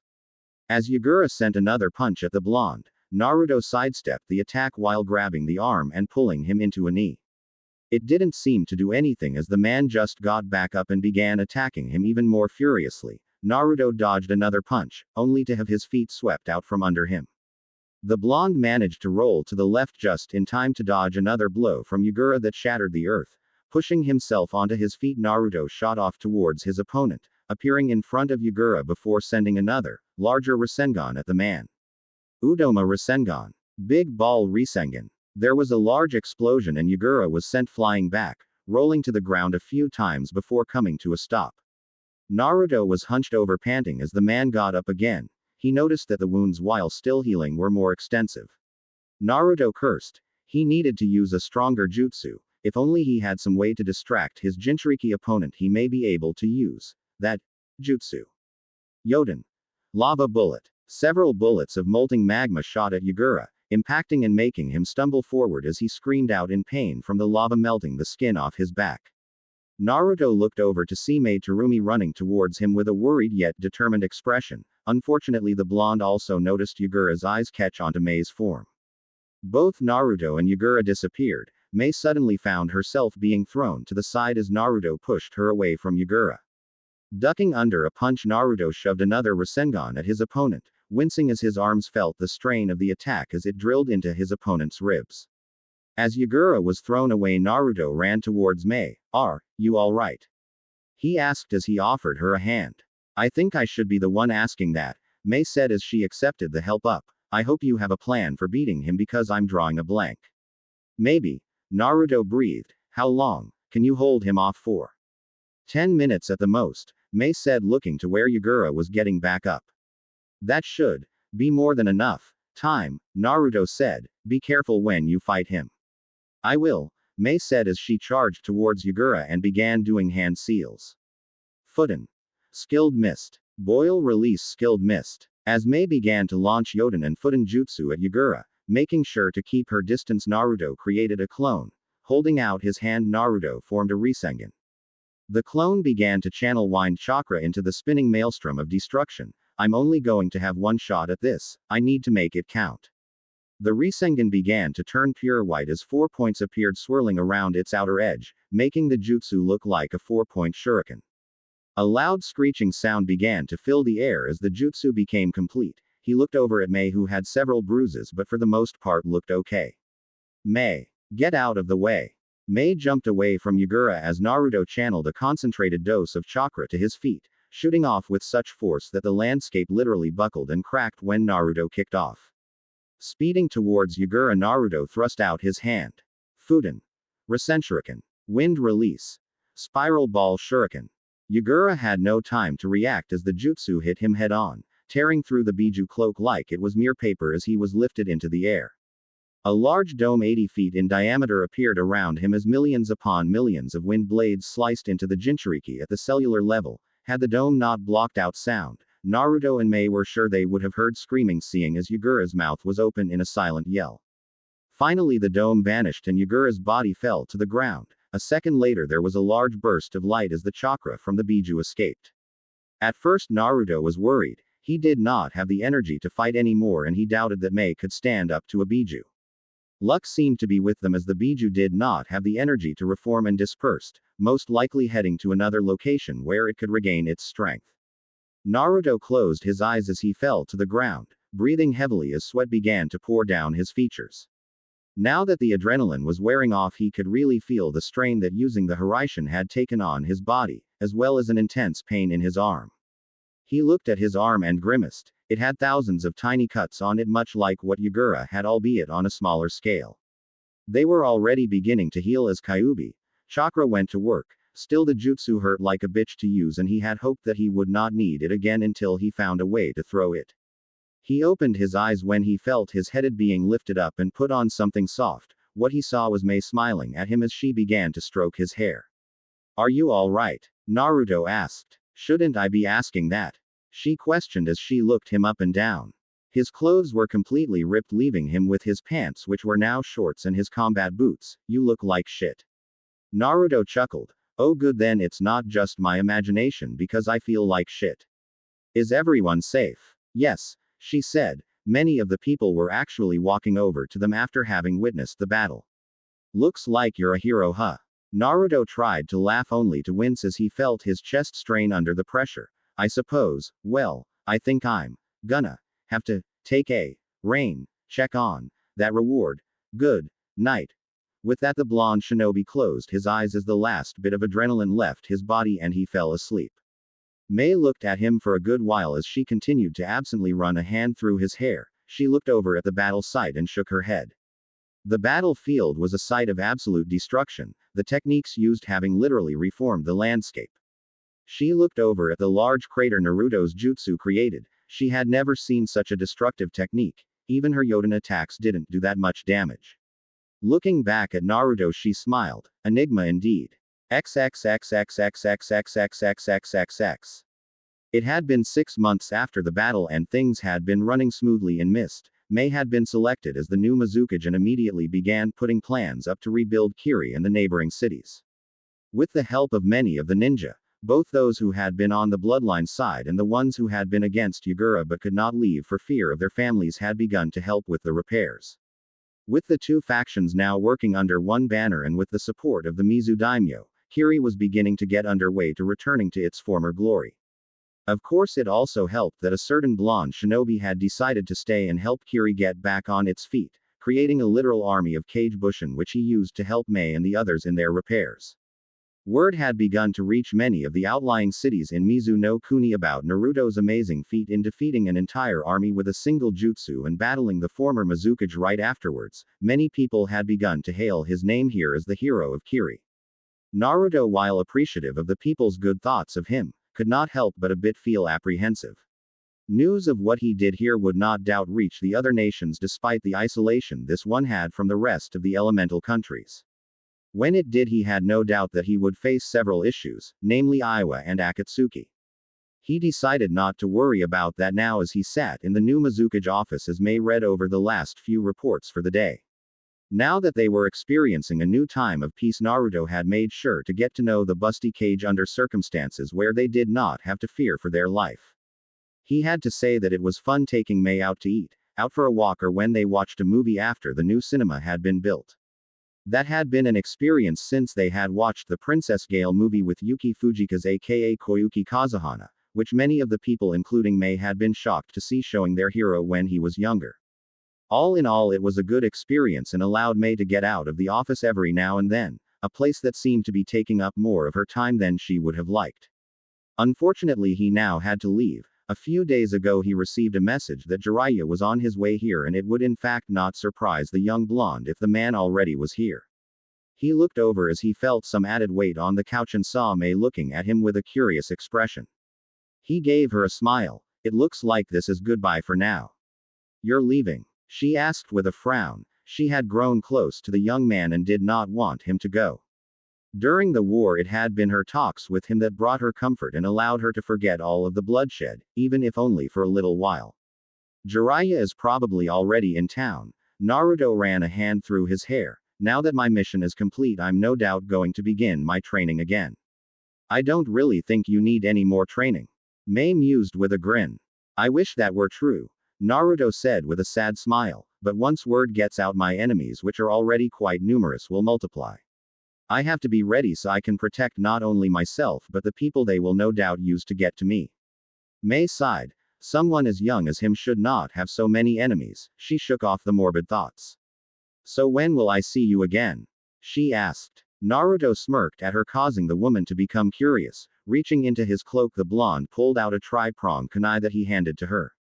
We can see each other whenever. Naruto started, his smirk turning into a grin. Just make sure that you limit it to once every 2 weeks if it's not an emergency. That way I'll make sure to come whenever you call. Mei smiled as she closed her hand on the kunai. Thank you. Ma, you don't have to thank me, he began with a grin before affecting a mock sad expression. I would miss you far too much if we didn't get to see each other, he sniffed as he wiped away a false tear. Mei's smile turned into a sultry grin. Oh, perhaps I can interest you in staying so we would never be apart. You know, we never tried out those hot springs together. Naruto chuckled. A part of me is definitely tempted to stay, but we both know I can't. Still, I have 2 more things I want to give you. Oh, and what's the MPH? Mei was silenced as Naruto brought them into a passionate lip lock. Mei slowly closed her eyes as she wrapped her arms around Naruto's neck. Naruto in turn brought his around her waist, pulling her up so she was sitting on his lap. When Mei opened her mouth to moan, Naruto instinctively brought his tongue into her mouth, increasing the volume and frequency of Mei's moaning. One of Mei's hands went into Naruto's hair as Naruto's hands began to rub up and down Mei's thighs. When they finally parted, both were breathing heavily with flushed faces. Wow, was all Mei could think to say after the kiss. Wow indeed, Naruto said with a laugh before kissing her again. XXXXXXXXXXXXX. Ready, brat. Naruto looked up to see Jiraiya standing at the entrance to Kiri. His arms were crossed and he had a smirk on his face. You bet, Ero-sensei. Naruto said as he walked past the man. Jiraiya soon caught up to Naruto and looked at him. You know you're the talk of the entire country. Yeah, I know. Naruto said, having a feeling he knew where this was going. Talks about you defeating an entire army with a single jutsu, Jiraiya continued. Yes, Ero-sensei. I used the Hiraishin to defeat the Mizukage's forces. Naruto looked at his sensei irritably. You know this may come back to bite you in the right. Naruto sighed. I know, but I couldn't just sit by and do nothing. Those people needed my help. Jiraiya was torn between being worried and being impressed. After all, his apprentice had just won a war and became a hero. You're just like your father, you know that, Gaki? He asked with a smile as he decided to go with pride. Always thinking about others before yourself, with that selfless attitude of yours. I'll take that as a compliment, Naruto said with a smirk. They continued walking in comfortable silence for a while before Jiraiya spoke again. By the way, nice job on bagging the hot Mizukage, I am impressed. Naruto stopped dead in his tracks for a second, forcing Jiraiya to stop and turn to him. That was supposed to be a private moment between me and Mei-chan, Ero-sensei. Jiraiya shivered at the tone of voice, having heard it before on another blonde when he tried to sneak a peek on Kushina. The beating he had received from that was almost worse than the time he was nearly killed for peeking on Tsunade. He quickly began to stumble back from the angry blonde as he raised his hands in front of his face defensively. And now listen, Naruto. Udoma Risengan. Big Ball Risengan. Boom. XXXXXXXXXXXXX.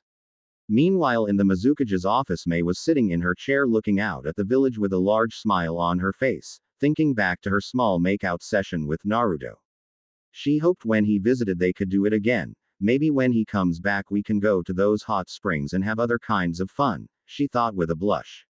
As she shifted in her seat, she noticed something fall out of her dress. Picking it up, she recognized it as a letter. Opening it up, she put the letter on her desk. She began to read. Dear Mei-chan, during our time together I feel we have grown closer than most people do and would like to start a relationship with you. Before we can, however, there are several things you need to know. At the bottom of this letter is a containment seal containing information I feel will be important to our future. Inside this seal is the information I want to give you. Look it up under Article D, Clause 36. Love, Naruto. Mei smiled at warm feelings Naruto's letter evoked and could not help but feel curious about what he wanted her to know. Unsealing the content of the containment seal, she picked up a book and read the title, Konoha Clan Charter and Laws. Blinking in surprise at the title, she shrugged before looking for the section Naruto wanted her to read. Boom. Mei looked up startled when a loud explosion rocked the building. She saw a large ball of energy that she recognized from Naruto's fight with Yugura. Figuring that Naruto's sensei had just done something perverted, she shrugged as if nothing had happened. She turned back to the law book she was reading.